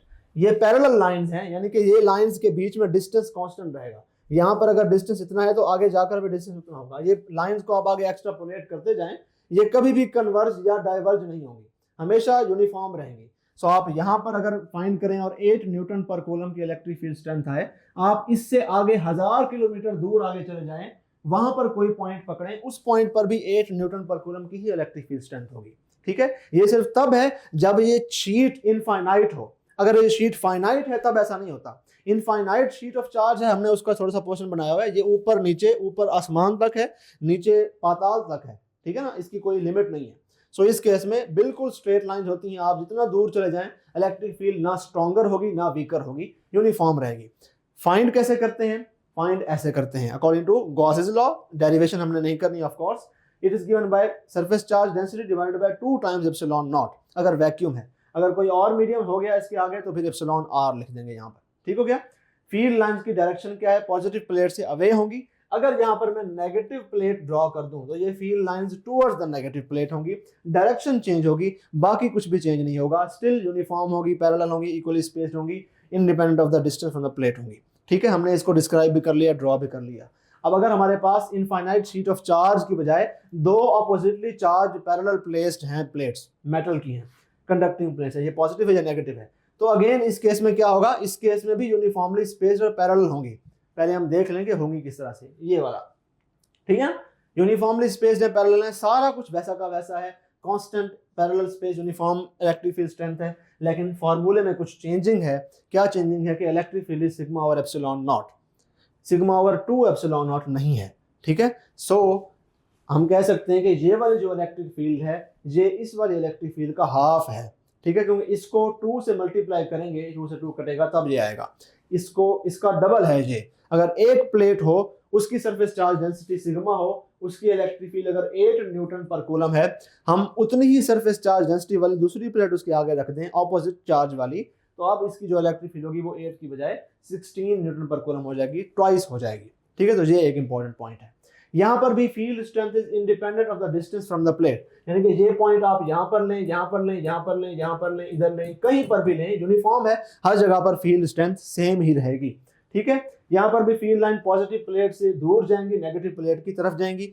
एक चीज जो यहाँ पर डिफरेंस है वो ये है कि फील्ड स्ट्रेंथ ज्यादा और कम की जा सकती है by changing the distance between these two plates, ठीक है। ये प्लेट्स को दूर कर दें और प्लेट्स को करीब लेकर आएं तो तब फील्ड स्ट्रेंथ आप चेंज कर सकते हैं, और field strength will be higher when plates are closer and vice versa, ठीक है। Electric field is inversely proportional to the distance between the two plates in this case, ठीक है। कैसे आया ये, हमारे पास फार्मूला है वोल्टेज पर यूनिट डिस्टेंस वाला, उसके मुताबिक ये वाला फार्मूला आया। डिस्टेंस अगर आप बढ़ा देंगे इलेक्ट्रिक फील्ड वीक हो जाएगी, ठीक हो गया। अब वही बात जो हमने पहले की, single infinite sheet of charge की इलेक्ट्रिक फील्ड होती है वो हाफ होती है एज कंपेयर टू अगर दो शीट हो जाए, तो ये हमने पॉइंट पहले डिस्कस कर लिया। और अगर दो प्लेट्स सेम चार्ज की होंगी तो electric field due to the two plates will cancel out. हमने पहले कहा कि यहाँ पर भी पॉजिटिव है, यहाँ पर नेगेटिव है। अगर इधर भी पॉजिटिव प्लेट हो जाए, दोनों सेम हो या दोनों नेगेटिव हो, तो इलेक्ट्रिक फील्ड इस केस में जीरो होगी उस पॉइंट पी पर, जो भी पॉइंट हम ले रहे हैं। सो ऑपोजिटली चार्ज पैरेलल प्लेट्स लगाएंगे तो डबल हो जाएगी, अगर सिंगल है तो हाफ है, एक ऑपोजिट चार्ज की उतनी ही सरफेस चार्ज डेंसिटी वाली आगे लेकर आए, डबल हो गई, सिमिलर चार्ज वाली लेकर आ गए, जीरो हो गई। अब जरा वीडियो को पॉज करें, इस क्वेश्चन को सॉल्व करें, आसान सा है। ऑपोजिटली चार्ज प्लेट्स हैं, उनके बीच में इलेक्ट्रिक फील्ड स्ट्रेंथ एक पॉइंट पर ई है। आपने उन प्लेट्स का डिस्टेंस क्या कर दिया, हाफ कर दिया। पहले 2 मीटर दूर थी, अब 1 मीटर दूर है, तो अब इलेक्ट्रिक फील्ड इंटेंसिटी बढ़ेगी कम होगी? ऑफ कोर्स बढ़ेगी, हमने पढ़ा इनवर्सली प्रोपोर्शनल टू डिस्टेंस है। अगर आपने डिस्टेंस 1/2 कर दिया है तो इलेक्ट्रिक फील्ड 2 टाइम्स हो जाएगी। तो पहले ई है तो अब 2e हो जाएगी, ठीक हो गया। If the surface charge density of an infinite sheet is increased by 25%, तो इलेक्ट्रिक फील्ड डेंसिटी क्या होगी? हमारे पास फॉर्मूला है सिग्मा ओवर 2 एप्सिलॉन नॉट ना, तो इस फॉर्मूला के मुताबिक electric field density is proportional to sigma. Sigma 2 times करेंगे तो इलेक्ट्रिक फील्ड डेंसिटी भी 2 टाइम्स हो जाएगी। सिग्मा आपने 25% इंक्रीज किया तो इलेक्ट्रिक फील्ड डेंसिटी भी 25% इंक्रीज हो जाएगी, उतनी प्रोपोर्शन से इंक्रीज होगी। सो इंक्रीजेस बाय 25%, ए ऑप्शन आपका करेक्ट ऑप्शन होगा। अगला हमारा जो टॉपिक है that is about electric potential and potential energy. इसमें क्या क्या लर्निंग ऑब्जेक्टिव्स हैं, आपके सिलेबस का स्क्रीनशॉट है। आपको electric potential at a point in terms of work done in bringing a unit positive charge from infinity to that point, ये definition का आइडिया होना चाहिए। इस डेफिनेशन का मतलब क्या है, इसका कॉन्सेप्ट क्या है, इसकी कॉन्सेप्ट का यूजेज क्या है, इस पर ग्रैस्प होनी चाहिए। और पोटेंशियल का यूनिट वोल्ट आपको डिफाइन करना आना चाहिए, और एक formula electric field, electric potential due to infinite charge का आना चाहिए, उसका न्यूमेरिकल एस्पेक्ट आपको आना चाहिए। सो बारी बारी हम सबको देखते हैं। हम इलेक्ट्रिक पोटेंशियल डिफरेंस भी डिस्कस कर लेंगे, इलेक्ट्रॉन वोल्ट भी डिस्कस कर लेंगे, जो कि वोल्ट से थोड़ा सा रिलेटेड है, तो इसलिए उसको भी मैंने यहाँ पर डाल दिया आपके लिए। सो इलेक्ट्रिक पोटेंशियल क्या है? अगर मेरे पास यहाँ पर एक पॉजिटिव चार्ज है, इसके इर्द गिर्द इलेक्ट्रिक फील्ड है, ये इन्फिनिटी वाला पॉइंट है, यहाँ से मैं एक यूनिट पॉजिटिव टेस्ट चार्ज को लेकर आ रहा हूँ इस पॉइंट पर, और इस पॉइंट तक आने तक मुझे वर्क करना पड़ रहा है W, तो मैं कहूँगा इस पॉइंट पर जो पोटेंशियल है वो W के बराबर है। अगर मुझे 7 जाउल पर कूलम वर्क करना पड़ रहा है, यानी कि हर एक कूलम को इन्फिनिटी से यहाँ तक ले आने पर 7 जाउल वर्क करना पड़ा है, तो मैं कहूँगा इस पॉइंट की जो पोटेंशियल है वो 7 जाउल पर कूलम है या 7 वोल्ट है। सो डेफिनेशन क्या हुई? Work done in bringing a unit positive charge from infinity to a point in electric field is called electric potential of that point provided it was kept in electrostatic equilibrium, यानी कि उसको constant speed से लेकर आना है, accelerate नहीं होने देना। अगर फॉर एग्जांपल ये नेगेटिव चार्ज है और मैं पॉजिटिव टेस्ट चार्ज यहां से लेकर आता हूं, बीच में छोड़ देता हूं, तो ये नेगेटिव चार्ज उसको अट्रैक्ट कर लेगा, वो एक्सेलरेट हो जाएगा, स्पीड बढ़ जाएगी उसकी। ऐसा नहीं होने देना। ऐसा ना होने देने के लिए क्या करना पड़ेगा मुझे उस इलेक्ट्रिक चार्ज को, टेस्ट चार्ज को एक नेगेटिव फोर्स, पीछे की तरफ एक फोर्स लगा के रखनी पड़ेगी, ताकि इसकी अट्रैक्टिव फोर्स मेरी पुल से कैंसल आउट हो जाए। सो आगे नेगेटिव सोर्स चार्ज है और मैं इन्फिनिटी से एक टेस्ट चार्ज लेकर जा रहा हूं और मैं उसको मुसलसल खींच के आहिस्ता आहिस्ता लेकर जा रहा हूं। मेरी फोर्स पीछे की तरफ है और वो कांस्टेंट स्पीड, मेरी फोर्स ने उसकी अट्रैक्टिव फोर्स को कैंसिल किया हुआ है, इतनी मैं फोर्स लगा के रखूंगा और कांस्टेंट स्पीड से वो आगे जाता जाएगा और मैं इस तरह से आहिस्ता आहिस्ता उस पॉइंट तक पहुंचा दूंगा। सो इस तरह से आपने ये करना है इलेक्ट्रोस्टैटिक इक्विलिब्रियम, इसलिए इंपॉर्टेंट है। अब इससे हमें कुछ सीखने को मिलता है, पोटेंशियल का साइन सीखने को मिलता है, ये चीज हम आगे डिस्कस करते हैं। खैर, पहली डेफिनेशन ये हो गई। दूसरी डेफिनेशन इसकी ये भी है, potential energy of a unit positive charge and it is placed at a point. अगर मैं इस पॉइंट पर एक यूनिट पॉजिटिव चार्ज प्लेस कर दूं, इस यूनिट पॉजिटिव चार्ज के अंदर जितनी पोटेंशियल एनर्जी आ जाएगी वो इस पॉइंट का पोटेंशियल होगी। इस यूनिट पॉजिटिव चार्ज को यहां तक ले आने पर जितना मैंने वर्क किया है वही इसकी पोटेंशियल एनर्जी बन जाएगी। ठीक है, तो इनडायरेक्टली ये डेफिनेशन सेम ही है। ठीक है ना, मैंने 7 जूल वर्क किया इसको यहां से यहां तक ले आने तक, तो मैंने कहा work done on per unit charge, this is the potential at this point. और मैं कहता हूं कि इस पॉइंट पर मैंने जितना वर्क किया इसको ले आने तक, इस पॉइंट तक आते आते इस यूनिट पॉजिटिव टेस्ट चार्ज में उतनी ही पोटेंशियल एनर्जी आ गई। मैंने 7 जूल वर्क किया तो इसके पास 7 जूल पोटेंशियल एनर्जी है अब। ठीक है, तो मैं कहूंगा potential energy per unit test charge, this is also potential. Basically same ही चीज है। ठीक है, अब इलेक्ट्रोस्टैटिक इक्विलिब्रियम का कॉन्सेप्ट थोड़ा सा हम देख लेते हैं। यहाँ पर आने से पहले यहाँ पर बल्कि डिस्कस कर लेते हैं। स्केलर क्वांटिटी है, यूनिट वोल्ट है, डायमेंशन इसकी आप फाइंड कर सकते हैं। डायरेक्शन कोई नहीं है क्योंकि स्केलर है। इसका साइन पॉजिटिव या नेगेटिव हो सकता है, वो कैसे होता है उसको हम देखते हैं। अब अगर हमारे पास यहां पर आप आ जाए जरा, एक पॉजिटिव सोर्स चार्ज है, मैं यहां से एक इन्फिनिटी वाले पॉइंट से एक पॉजिटिव टेस्ट चार्ज को इलेक्ट्रोस्टैटिक इक्विलिब्रियम में रखते हुए P4 तक लेकर आता हूं, P3 तक लेकर आता हूं, P2 तक लेकर आता हूं, फिर P1 तक लेकर आता हूं, और मैं देखता हूं कि यहां से यहां तक ले आने तक कितना वर्क हुआ, यहां से यहां तक ले आने तक कितना वर्क हुआ, यहां तक कितना वर्क हुआ और यहां तक कितना वर्क हुआ। अब ये पॉजिटिव चार्ज है, इसको मैं यहां पर आकर अगर छोड़ दूंगा तो ये रिपेल कर देगा, ये वापस आ जाएगा, पीछे की तरफ एक्सेलरेट हो जाएगा। हमने कहा इलेक्ट्रोस्टैटिक इक्विलिब्रियम में रखना है तो इसको मुझे मुसलसल इस तरफ पुश करके रखना पड़ेगा। इसके ऊपर इलेक्ट्रोस्टैटिक फोर्स ऑफ रिपल्शन इस तरफ है, तो इस फोर्स को कैंसिल करने के लिए, ताकि ये इक्विलिब्रियम में रहे, नेट फोर्स 0 हो, मैं उस तरफ एक फोर्स लगा के रखूंगा। This is the electric force, this is the applied force. ये दोनों फोर्सेस को कैंसिल कर देंगी और इस तरह से मैं इसको आहिस्ता आहिस्ता लेकर यहाँ पर आऊंगा। अब डिस्प्लेसमेंट भी उस तरफ है, फोर्स भी उस तरफ है, तो इस चार्ज को यहाँ से यहाँ तक ले आने तक पॉजिटिव वर्क होगा। यहाँ पर भी पॉजिटिव वर्क होगा, यहाँ पर भी पॉजिटिव, यहाँ पर भी पॉजिटिव, यानी कि यूनिट पॉजिटिव टेस्ट चार्ज को किसी पॉजिटिव सोर्स चार्ज के करीब लेकर आने तक पॉजिटिव वर्क करना पड़ता है। सो इसका मतलब है इन सारे पॉइंट्स पर जो पोटेंशियल होगा वो पॉजिटिव होगा, positive 10 volt, positive 12 volt, positive 16 volt. इसलिए पॉजिटिव चार्ज की विसिनिटी में पोटेंशियल पॉजिटिव होता है। अगर नेगेटिव चार्ज हुआ तब क्या होगा, यहाँ पर मैं यूनिट पॉजिटिव टेस्ट चार्ज हमेशा पॉजिटिव होगा, उसको नहीं नेगेटिव करना।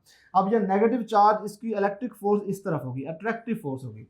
इसको अगर मैं छोड़ दूंगा तो ये एक्सेलरेट हो जाएगा। मुझे इक्विलिब्रियम में रखना है तो मुझे इसकी ऑपोजिट अप्लाइड फोर्स FA लगानी पड़ेगी ताकि ये फोर्स कैंसिल हो जाए, और इसको मैं इक्विलिब्रियम में कांस्टेंट स्पीड से लेकर पहले पॉइंट P4 तक लेकर आऊं, P3 तक, P2 तक और P1 तक।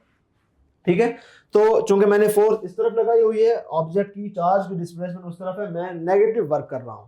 सो इसको इसमें से किसी भी पॉइंट तक ले आने तक मुझे नेगेटिव वर्क करना पड़ेगा। सो चूंकि मैंने नेगेटिव वर्क किया है इसको इन्फिनिटी से किसी भी पॉइंट तक ले आने तक, तो उस किसी भी पॉइंट पर इसकी पोटेंशियल एनर्जी नेगेटिव होगी और पोटेंशियल भी नेगेटिव होगा।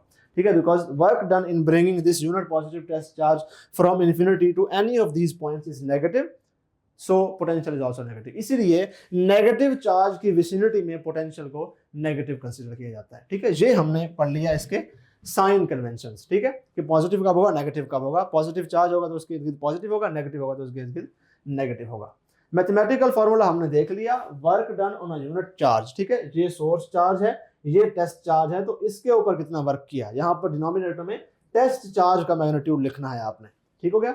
एक और फॉर्मूला है के क्यू ओवर आर या 1/4 pi epsilon naught Q over R, इसमें जो क्यू है ये सोर्स चार्ज है, ठीक है। तो ये अगेन आपने याद रखना है कौन सा फॉर्मूला कब यूज करना है, you should be able to remember which one is source charge and which one is test charge. अगर तो वैक्यूम के अलावा कोई और मीडियम है तो आप एप्सिलॉन नॉट के आगे एप्सिलॉन आर लगा देंगे, बाकी फार्मूला वैसा का वैसा सेम रहेगा। वीडियो को पॉज करें, इसी फार्मूला की एक एप्लीकेशन है। एक पॉइंट है इलेक्ट्रिक फील्ड के अंदर, वहां पर पोटेंशियल फाइंड करना है।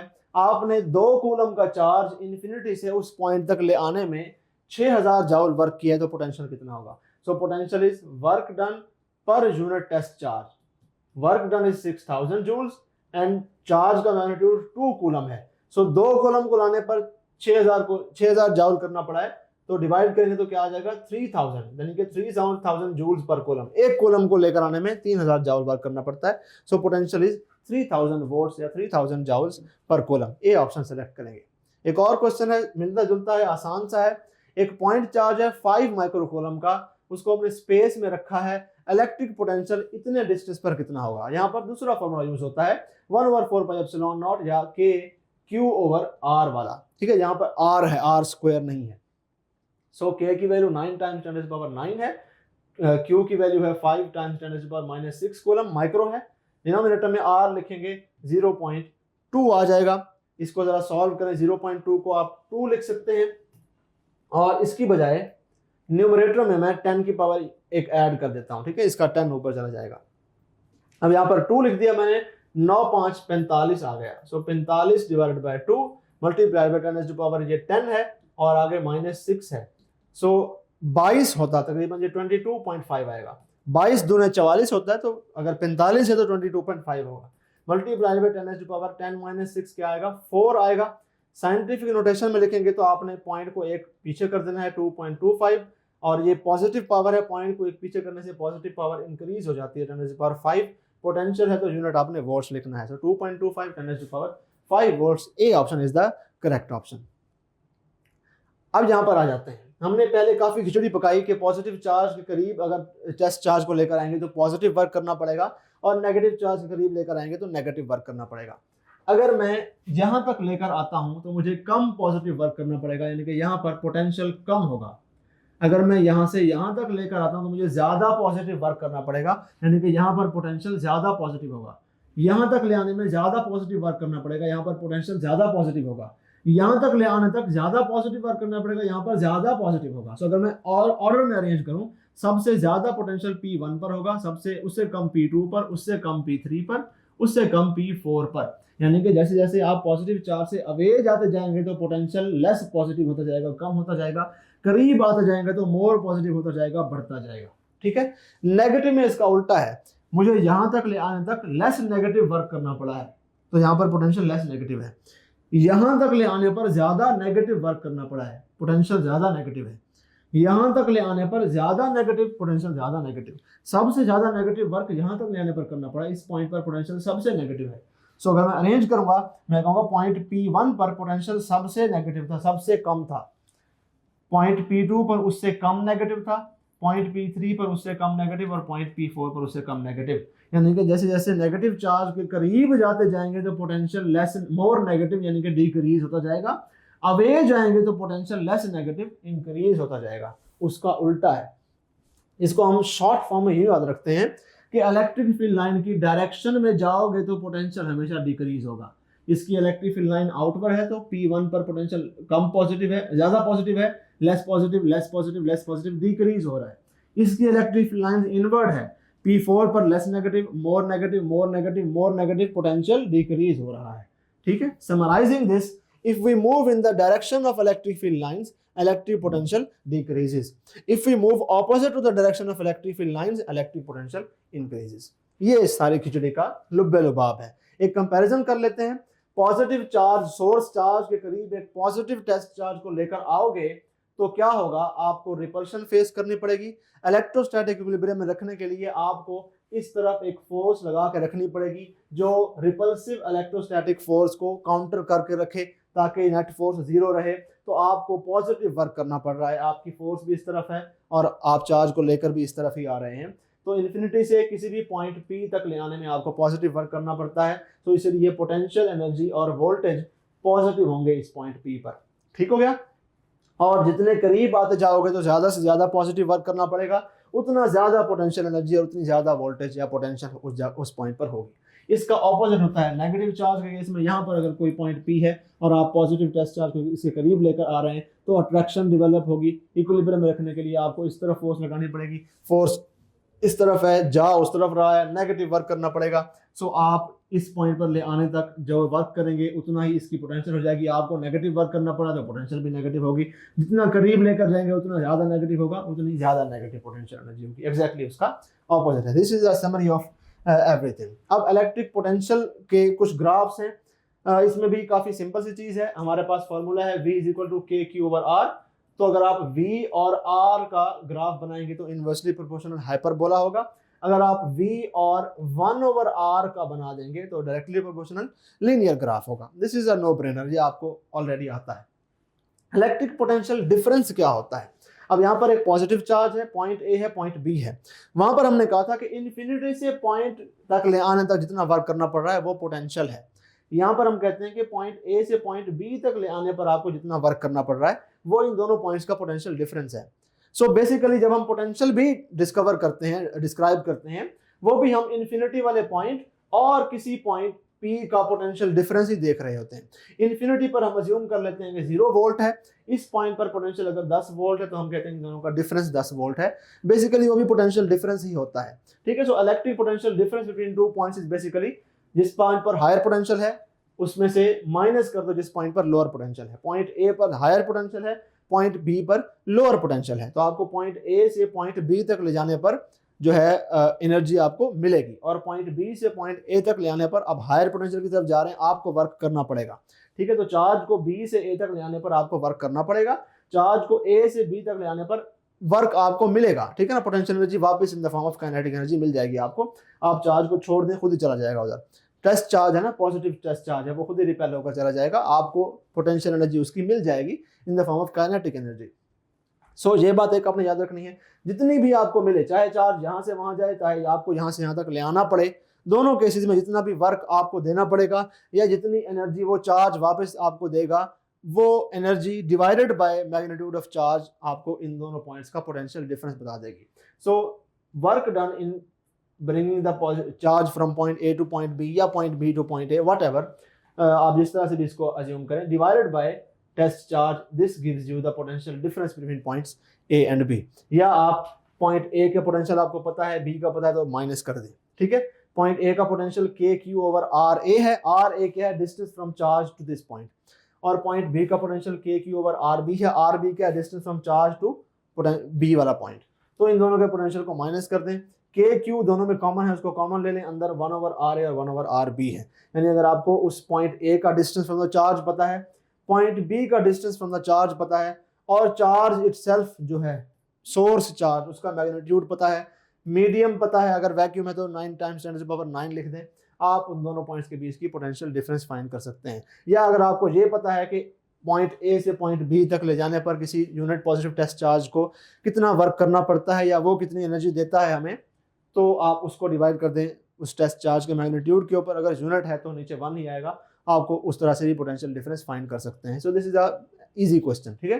सो एब्सोल्यूट इलेक्ट्रिक पोटेंशियल जो हमने इससे पहले सिर्फ पोटेंशियल देखी, वो भी बेसिकली पोटेंशियल डिफरेंस ही होती है। पोटेंशियल होता कुछ नहीं है, हमेशा पोटेंशियल डिफरेंस होती है। पोटेंशियल भी जब हम कहते हैं तो इन्फिनिटी से उस पॉइंट तक का पोटेंशियल डिफरेंस ही मेजर कर रहे होते हैं, इन्फिनिटी को 0 अज्यूम करके। प्रैक्टिस करें। क्वेश्चन है, एक चार्ज पार्टिकल पॉइंट A से पॉइंट B तक गया इलेक्ट्रिक फील्ड में, work done by electric field is negative. तो आपने बताना है कि A पर ज्यादा पोटेंशियल है कि B पर ज्यादा पोटेंशियल है। हमने आपको कहा कि जब लोअर पोटेंशियल से हायर पोटेंशियल पर लेकर आप जाते हैं, ये फॉर एग्जांपल 10 वोल्ट है, आप 10 वोल्ट से 20 वोल्ट वाले पॉइंट तक किसी चार्ज को लेकर जा रहे हैं, तो आपको वर्क करना पड़ेगा, इलेक्ट्रिक फील्ड आपके वर्क को अपोज करेगी। इलेक्ट्रिक फील्ड नेगेटिव वर्क करती है, आप पॉजिटिव वर्क करते हैं, आपको वर्क का इनपुट देना पड़ता है, इलेक्ट्रिक फील्ड रोकती है आपको, तो उस केस में आप हायर पोटेंशियल पर जा रहे होते हैं। अगर आप 20 वोल्ट से वापस 10 वोल्ट पर आना चाहते हैं तो आपको कोई वर्क नहीं करना पड़ता, आप इनफैक्ट नेगेटिव वर्क करते हैं। बेसिकली इलेक्ट्रिक फील्ड आपको पॉजिटिव वर्क देती है। सो यहाँ पर क्या है, इलेक्ट्रिक फील्ड ने जो वर्क किया है वो नेगेटिव है, तो इसका मतलब है पॉइंट ए से पॉइंट बी तक ले जाना, हाई पोटेंशियल तक ले जाना था।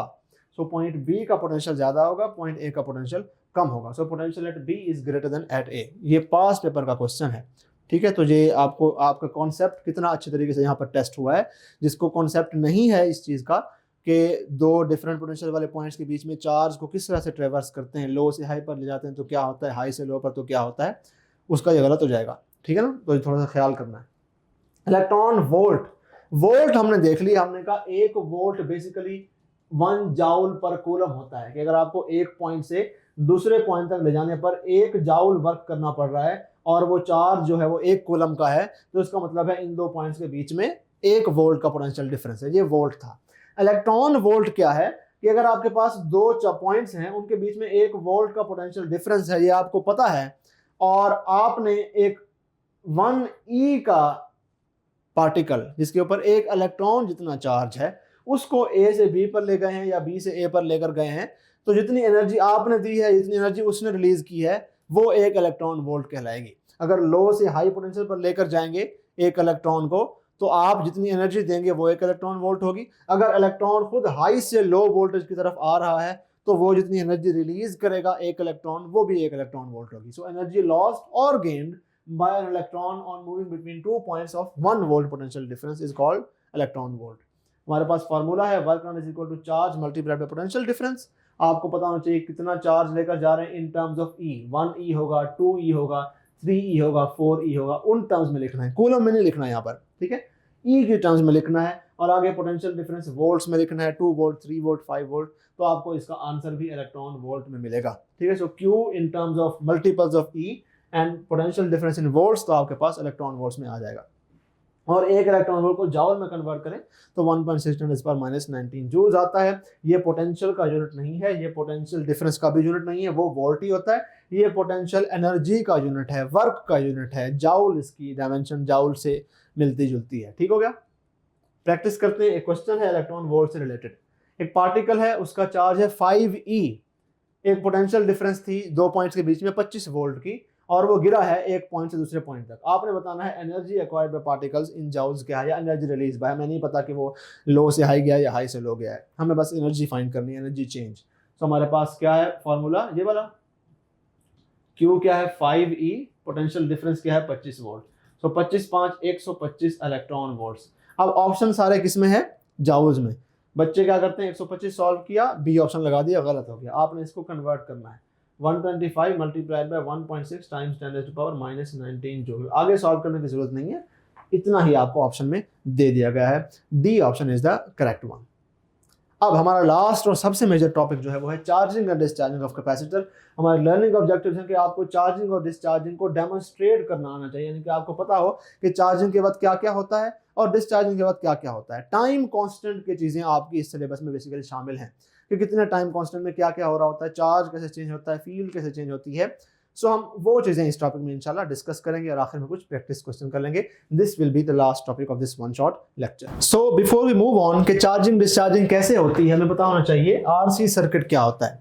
कैपेसिटर की basics, energy stored in a capacitor, series parallel combination of capacitors, polarisation of dielectric in a capacitor, capacitance के फॉर्मूलाज नहीं है आपके सिलेबस में शामिल। दो तर एक्स्ट्रा अगर वो कर लेते हैं आप, आपका एक बेस लाइन नॉलेज बन जाएगा पूरा कैपेसिटर के बारे में। लेकिन जो कि ये वन शॉट लेक्चर है, I will stick to the topics जो कि एक्सप्लिसिटली मेंशन है और वहीं से ही आएंगे। आपको नहीं आएगा कि कैपेसिटेंस थिकनेस पर डिपेंड करती है कि नहीं, आपने चार्जिंग डिस्चार्जिंग पर अच्छी ग्रिप रखनी है, उसके बाद एक्सपैंड करना है, ठीक है। तो वन शॉट लेक्चर से आपने ये सीखना है कि पहले कहाँ पर अटैक करना है and slowly you can spread your knowledge. So पहले आपने डेप्थ को फॉलो करना है, उसके बाद ब्रेड्थ में जाना है, ठीक है। तो ये ख्याल करना है, इसीलिए मैं कैपेसिटेंस और उस तरफ नहीं जा रहा। आपका जो बेसिक डेप्थ है जो कि एक्सप्लिसिटली सिलेबस में है उसको मैं डिस्कस करना हूँ। So charging and discharging of capacitor को हम डिस्कस करते हैं। कैपेसिटर को डायरेक्टली चार्ज करने की बजाय एक रेजिस्टर के थ्रू एक बैटरी से कनेक्ट किया जाता है ताकि वो रेजिस्टर इस बैटरी के करंट को कंट्रोल करके रखे। डायरेक्टली अगर जोड़ेंगे तो कैपेसिटर को खतरा है, उसको इलेक्ट्रॉनिक कंपोनेंट जल सकता है। ठीक है, तो हमेशा एक आरसी सर्किट होता है जो कैपेसिटर को चार्ज करता है, उसमें एक रेजिस्टेंस होती है, एक कैपेसिटेंस होती है। सो ये आरसी सर्किट में रेजिस्टेंस की वैल्यू क्या है, ये कैपेसिटेंस की वैल्यू क्या है, ये डिटरमिन करती है कि कैपेसिटर कितना फास्ट या कितना स्लो चार्ज होगा। एक चीज होती है टाइम कांस्टेंट, उसको हम देख लेंगे। So RC circuit charges a capacitor and it controls the current to avoid any damage to the capacitor। अब हम देखते हैं कि जब कैपेसिटर चार्ज हो रहा होता है या डिस्चार्ज हो रहा होता है तो चार्ज, करंट और पोटेंशियल डिफरेंस कैसे कैसे वेरी करते हैं।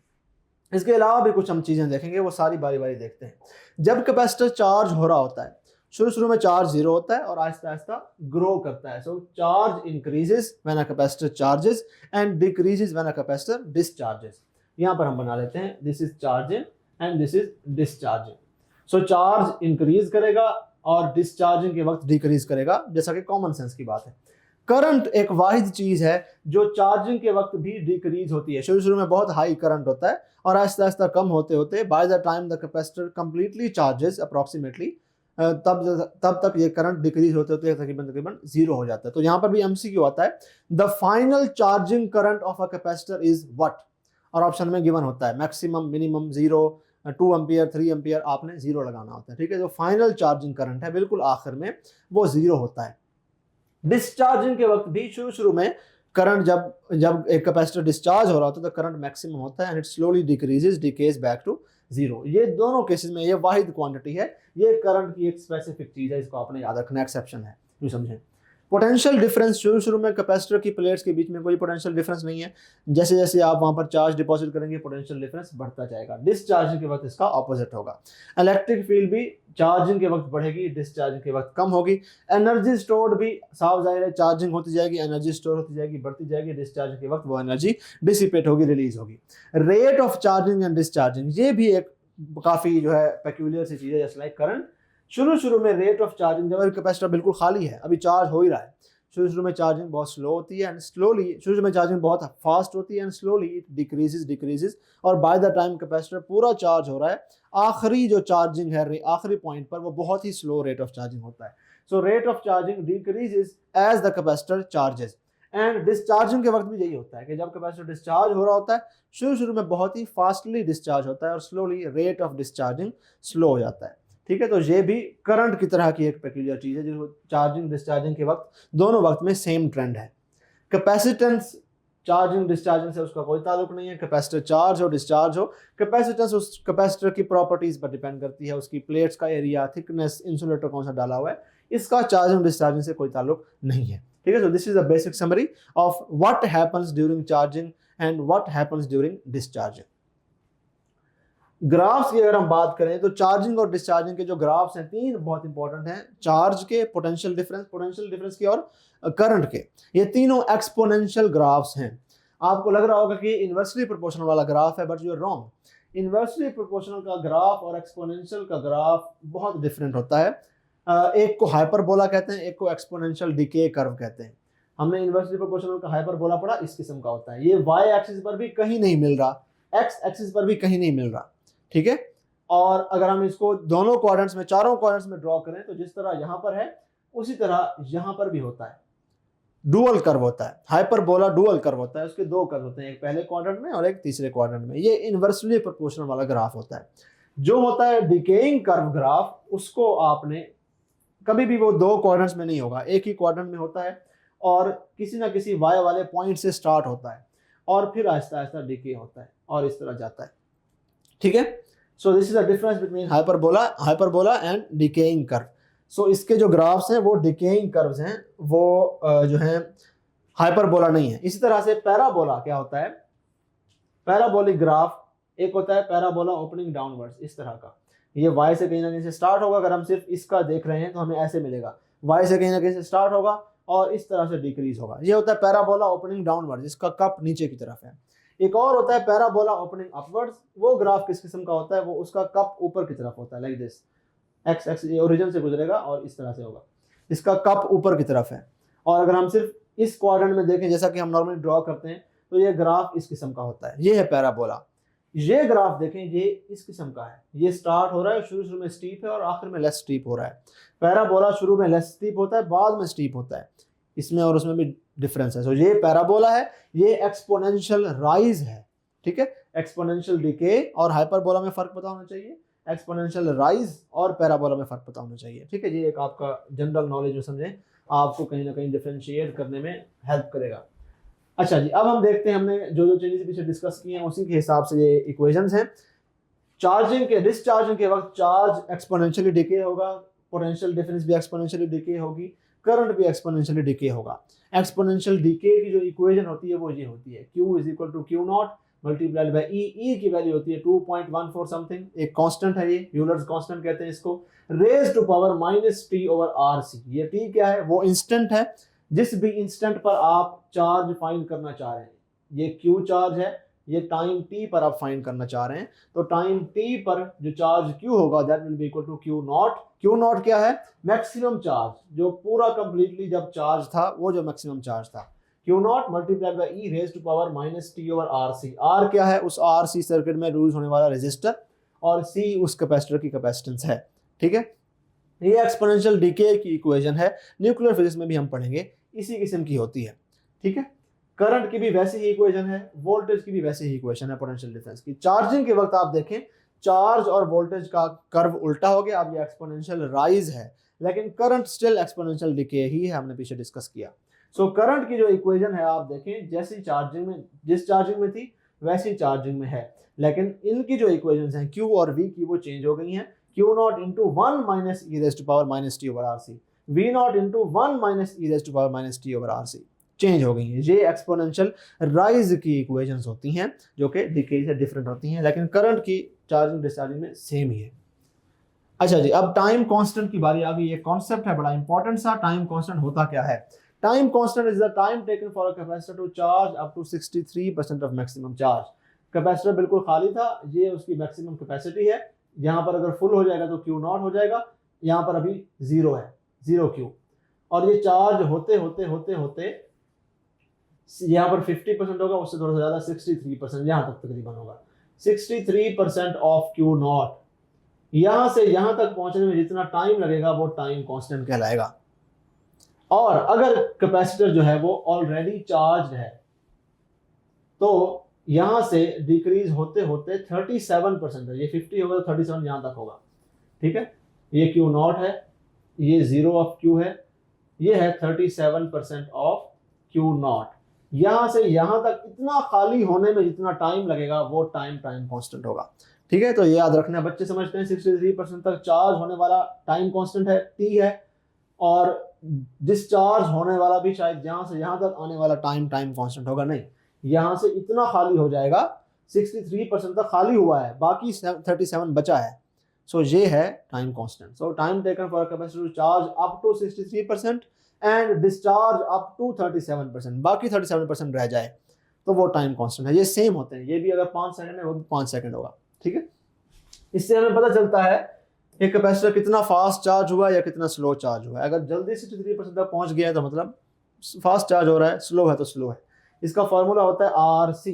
यहाँ पर उस RC सर्किट की इंपॉर्टेंस है कि अगर आप उस RC सर्किट में अच्छा रेजिस्टर लगाएं, हाई रेजिस्टेंस वाला, तो ये प्रोडक्ट बढ़ जाएगा, टाइम कांस्टेंट बढ़ जाएगा, तो स्लो चार्जिंग होगी। अगर आप लो रेजिस्टेंस वाला रेजिस्टर लगाते हैं, थोड़ा सा सस्ता वाला जिसकी रेजिस्टेंस उतनी अच्छी नहीं है, तो टाइम कांस्टेंट कम होगा, वो फास्ट चार्ज होगा, ठीक है ना। अच्छा बुरा मैं वैसे वर्ड यूज़ कर रहा हूँ, ऐसा नहीं है कि लो रेजिस्टेंस वाला अच्छा ही होता है और हाई रेजिस्टेंस वाला बुरा, सिर्फ याद रखने के लिए। मतलब कहने का ये है कि a low resistance RC circuit will lead to faster charging and vice versa। अब यहाँ पर देखें, लेफ्ट साइड पर टाइम है तो इसका यूनिट सेकंड होगा, राइट साइड पर रेजिस्टेंस और कैपेसिटेंस है। रेजिस्टेंस का यूनिट ओम है, कैपेसिटेंस का फैरड है, तो ohm times farad is dimensionally equivalent to second. इसकी डायमेंशन सेम है। क्वेश्चन आ जाता है ओम टाइम्स फैरड की डायमेंशन क्या है, तो आप लिखेंगे वही जो टाइम की डायमेंशन है। या पूछा जाता है farad multiplied by ohm gives what, कौन सा यूनिट, सेकंड। अब जरा वीडियो को पॉज करें, ये बल्कि वीडियो को पॉज करने की क्या ही जरूरत है, आसान सा क्वेश्चन है। Which of the following is the same unit as farad? So ohm farad was second, so farad will be what, farad will be second per ohm, right. या अगर लिखेंगे तो ओहम -1 और सेकंड रेज़ टू पावर 1 लिखेंगे। सो ohm -1 और second raise to power 1 C option है। This is the, ये भी पास्ट पेपर का क्वेश्चन है। This is the right option. अब इस किस्म का क्वेश्चन, अगर फिगर वाले क्वेश्चन आपको आए तो इस किस्म के आ सकते हैं कि आपको ग्राफ दिया गया होगा, पूछेंगे कौन सा, किसका टाइम कांस्टेंट ज्यादा है, किसका टाइम कांस्टेंट कम है। सो राइजिंग कर्व है, चार्जिंग वाला कर्व दिया गया है। ब्लू वाला कर्व देखें स्लोली चार्ज हो रहा है, ये जो है ये मैक्सिमम चार्ज है Q0। तो आप देखें ब्लू वाला कर्व बहुत टाइम के बाद राइज हुआ है अच्छा खासा, जबकि येलो वाला कर्व जल्दी राइज हो गया है। सो फास्टर कौन है? येलो वाला फास्टर है, ब्लू वाला स्लो है। हायर टाइम कांस्टेंट किसका है? ब्लू वाले का टाइम कांस्टेंट हाई है, ज्यादा टाइम ले रहा है। इसका टाइम कांस्टेंट कम है, शॉर्ट टाइम में जल्दी चार्ज हो रहा है। यही चीज यहां पर है। आप देखें येलो वाला जल्दी डिस्चार्ज हो गया है, जल्दी क्लोजर टू एक्स एक्सिस पहुंच गया है। वो जो ब्लू वाला है वो स्लोली डिस्चार्ज हो रहा है। सो इसका टाइम कांस्टेंट हाई है, इसको हम कहेंगे स्लो डिस्चार्जर है। और ये फास्ट डिस्चार्ज है, जल्दी डिस्चार्ज हो जाता है। और इसका जो टाइम कांस्टेंट है वो कम है, कम टाइमिंग कम है इसकी। ठीक हो गया। सो आप ये भी देख सकते हैं कि जो कर्व फास्ट चार्जिंग वाला था वही कर्व फास्ट डिस्चार्जिंग वाला है। जितनी जल्दी कैपेसिटर चार्ज होगा, डिस्चार्ज भी उतनी ही जल्दी होगा। अब ये एक बड़ी इंपॉर्टेंट समरी है जो आपको आनी चाहिए, सारी याद करने की जरूरत नहीं है, कुछ कुछ याद कर सकते हैं। यहाँ पर मैंने आपको बताया है कि कितने टाइम कांस्टेंट में कितना कितना कैपेसिटर चार्ज होता है। एक्स एक्सिस पर टाइम है in terms of time constant. हर दो ब्लॉक एक टाइम कांस्टेंट को रिप्रेजेंट कर रहे हैं। तो आप एक कर्व चार्जिंग वाला देख रहे हैं, एक कर्व डिस्चार्जिंग वाला। चार्जिंग वाला देखते हैं हम, एक टाइम कांस्टेंट गुजर गया, दो ब्लॉक गुजर गए तो कैपेसिटर 63% चार्ज हो गया, जो कि टाइम कांस्टेंट की डेफिनेशन है। दो ब्लॉक और गुजर गए, यानी कि अब 2 टाइम्स ऑफ टाइम कांस्टेंट गुजर गया तो कैपेसिटर 86% चार्ज हो गया। 3 टाइम कांस्टेंट में कैपेसिटर 95% चार्ज हो जाता है, 4 टाइम कांस्टेंट में 98% और 5 टाइम कांस्टेंट में 99%। डिस्चार्जिंग देखें तो एक टाइम कांस्टेंट में कैपेसिटर 37% तक डिस्चार्ज हो जाता है, जो कि डेफिनेशन है। 2 टाइम कांस्टेंट तक 14%, 3 तक 5, 4 तक 2 और 5 टाइम कांस्टेंट तक बाकी 1% चार्ज उसका बच जाता है। एक और क्वेश्चन आता है, आधे टाइम कांस्टेंट में कैपेसिटर कितना चार्ज या डिस्चार्ज होगा। सो दो ब्लॉक्स को मैंने एक टाइम कांस्टेंट से रिप्रेजेंट किया, तो आधे टाइम कांस्टेंट में कैपेसिटर 39% तक चार्ज हो जाएगा और डिस्चार्ज होते होते 61% तक डिस्चार्ज हो जाएगा। ये वैल्यूज याद रखिएगा, ये वाली आपको ऑलरेडी आएंगी, डेफिनेशन है। और ये वाली वैल्यूज कि 5 टाइम कांस्टेंट के बाद 99% चार्ज हो जाता है और डिस्चार्ज हो रहा तो बाकी 1% बच जाएगा। सो कुछ पॉइंट्स हैं जो अभी हमने डिस्कस किए हैं कि a capacitor is never charge 100%, because वो जो एक्सपोनेंशियल कर्व है वो कभी भी एक्चुअल में एक्स एक्सिस को छूता नहीं है, करीब होता जाता है, लेकिन अगर आप जूम इन करते जाएंगे तो वो कहीं ना कहीं थोड़ा सा उसका डिफरेंस होगा। सो 100% कभी भी नहीं होता, लेकिन 99% तक चार्ज होने के लिए उसको 5 टाइम कांस्टेंट लगते हैं। इसी तरह कैपेसिटर कभी भी डिस्चार्ज भी 100% तक नहीं होता, 0% तक नहीं पहुंचेगा उसका चार्ज। 5 टाइम कांस्टेंट में 1% तक डिस्चार्ज हो जाता है। ठीक हो गया। रेट ऑफ चार्जिंग और discharging is maximum during the first time constant. आप देख सकते हैं पहले टाइम कांस्टेंट में चार्ज होकर 40% तक तकरीबन चार्ज हो गया है। ठीक है ना, ये अच्छा खासा एक पोर्शन है, तकरीबन 1/3 से ज्यादा है, 1/3 से ज्यादा तो एक टाइम कांस्टेंट में हो गया। वो आधे टाइम कांस्टेंट में, एक टाइम कांस्टेंट में 63%, 2/3 है तकरीबन ये। ठीक है ना, और आधे टाइम कांस्टेंट में डिस्चार्ज होते भी 61% तक पहुंचा है। और अगर एक टाइम कांस्टेंट का देखें तो पहले टाइम कांस्टेंट के अंदर अंदर वो 63% चार्ज उड़ गया, बाकी 37 बचा है। ठीक है। सो पहले टाइम कांस्टेंट में डिस्चार्ज भी स्लो है, फास्ट है और चार्ज भी फास्ट है। उसके बाद रेट ऑफ चार्जिंग भी कम होता जा रहा है, रेट ऑफ डिस्चार्जिंग भी कम होता जा रहा है। और ऐसा कैपेसिटर जो चार्ज फास्ट होगा वो डिस्चार्ज भी फास्ट होगा, ये भी हम बात कर चुके हैं। ये कुछ पॉइंट्स हैं जो एमसीक्यू वाले पॉइंट्स हैं। आरसी सर्किट में आपको टाइम कांस्टेंट फाइंड करने का कहा जा सकता है। रेजिस्टेंस 1 ओम है और कैपेसिटेंस 2 फैराड है, तो आप इसका आरसी वैल्यू या टाइम कांस्टेंट कहेंगे 2 सेकंड। ठीक है, लेकिन क्वेश्चन में वो नहीं पूछा हुआ, क्वेश्चन में पूछा गया time required by the capacitor to achieve equilibrium. ठीक है, अचीविंग इक्विलिब्रियम का मतलब होता है कि पूरा चार्ज हो गया। अब पूरा चार्ज तो कभी हो नहीं सकता, तो अगर ऑप्शन में इन्फिनिटी होता तो हम उसको लगाते हैं कि इन्फिनाइट टाइम लेगा पूरा चार्ज होने तक, लेकिन ऐसा नहीं है। तो ऑप्शन में हम फिर 5 टाइम कांस्टेंट वाला टाइम सेलेक्ट करेंगे, क्योंकि हमने कहा है कि 5 टाइम कांस्टेंट तक 99 चार्ज हो जाता है, 99% तक। सो इसका टाइम कांस्टेंट 2 है। So 5 times of RC यानी कि 5 times of time constant will be 2 times 5 यानी कि 10 seconds. तो ये 10 सेकंड के अंदर अंदर 99% चार्ज हो जाएगा। हम उसी को इक्विलिब्रियम पोजीशन समझ लेंगे। सो ऑप्शन में जो 10 सेकंड है हम उसको सेलेक्ट कर लेंगे, that will be the correct option. So this is all about one short summary of electrostatics. ये काफ़ी लंबा लेक्चर था। आगे आने वाला लेक्चर करंट इलेक्ट्रिसिटी थोड़ा सा छोटा है, इलेक्ट्रोमैग्नेटिज्म बहुत छोटा है, इलेक्ट्रोमैग्नेटिक इंडक्शन ये काफ़ी छोटे से हैं, तो इनके वन शॉट लेक्चर आपको बहुत छोटे से मिलेंगे। But this is the most thorough summary of electrostatics. Anything outside this lecture is unnecessary, you are doing too much. If you are leaving something within this lecture, you are not doing enough, आप वो छोड़ रहे हैं, ठीक है। तो सारे concept आपको यहाँ के आने चाहिए। This is the blueprint for you. So this is all for today. मिलते हैं नेक्स्ट वन शॉट लेक्चर में, तब तक के लिए अल्लाह हाफिज़।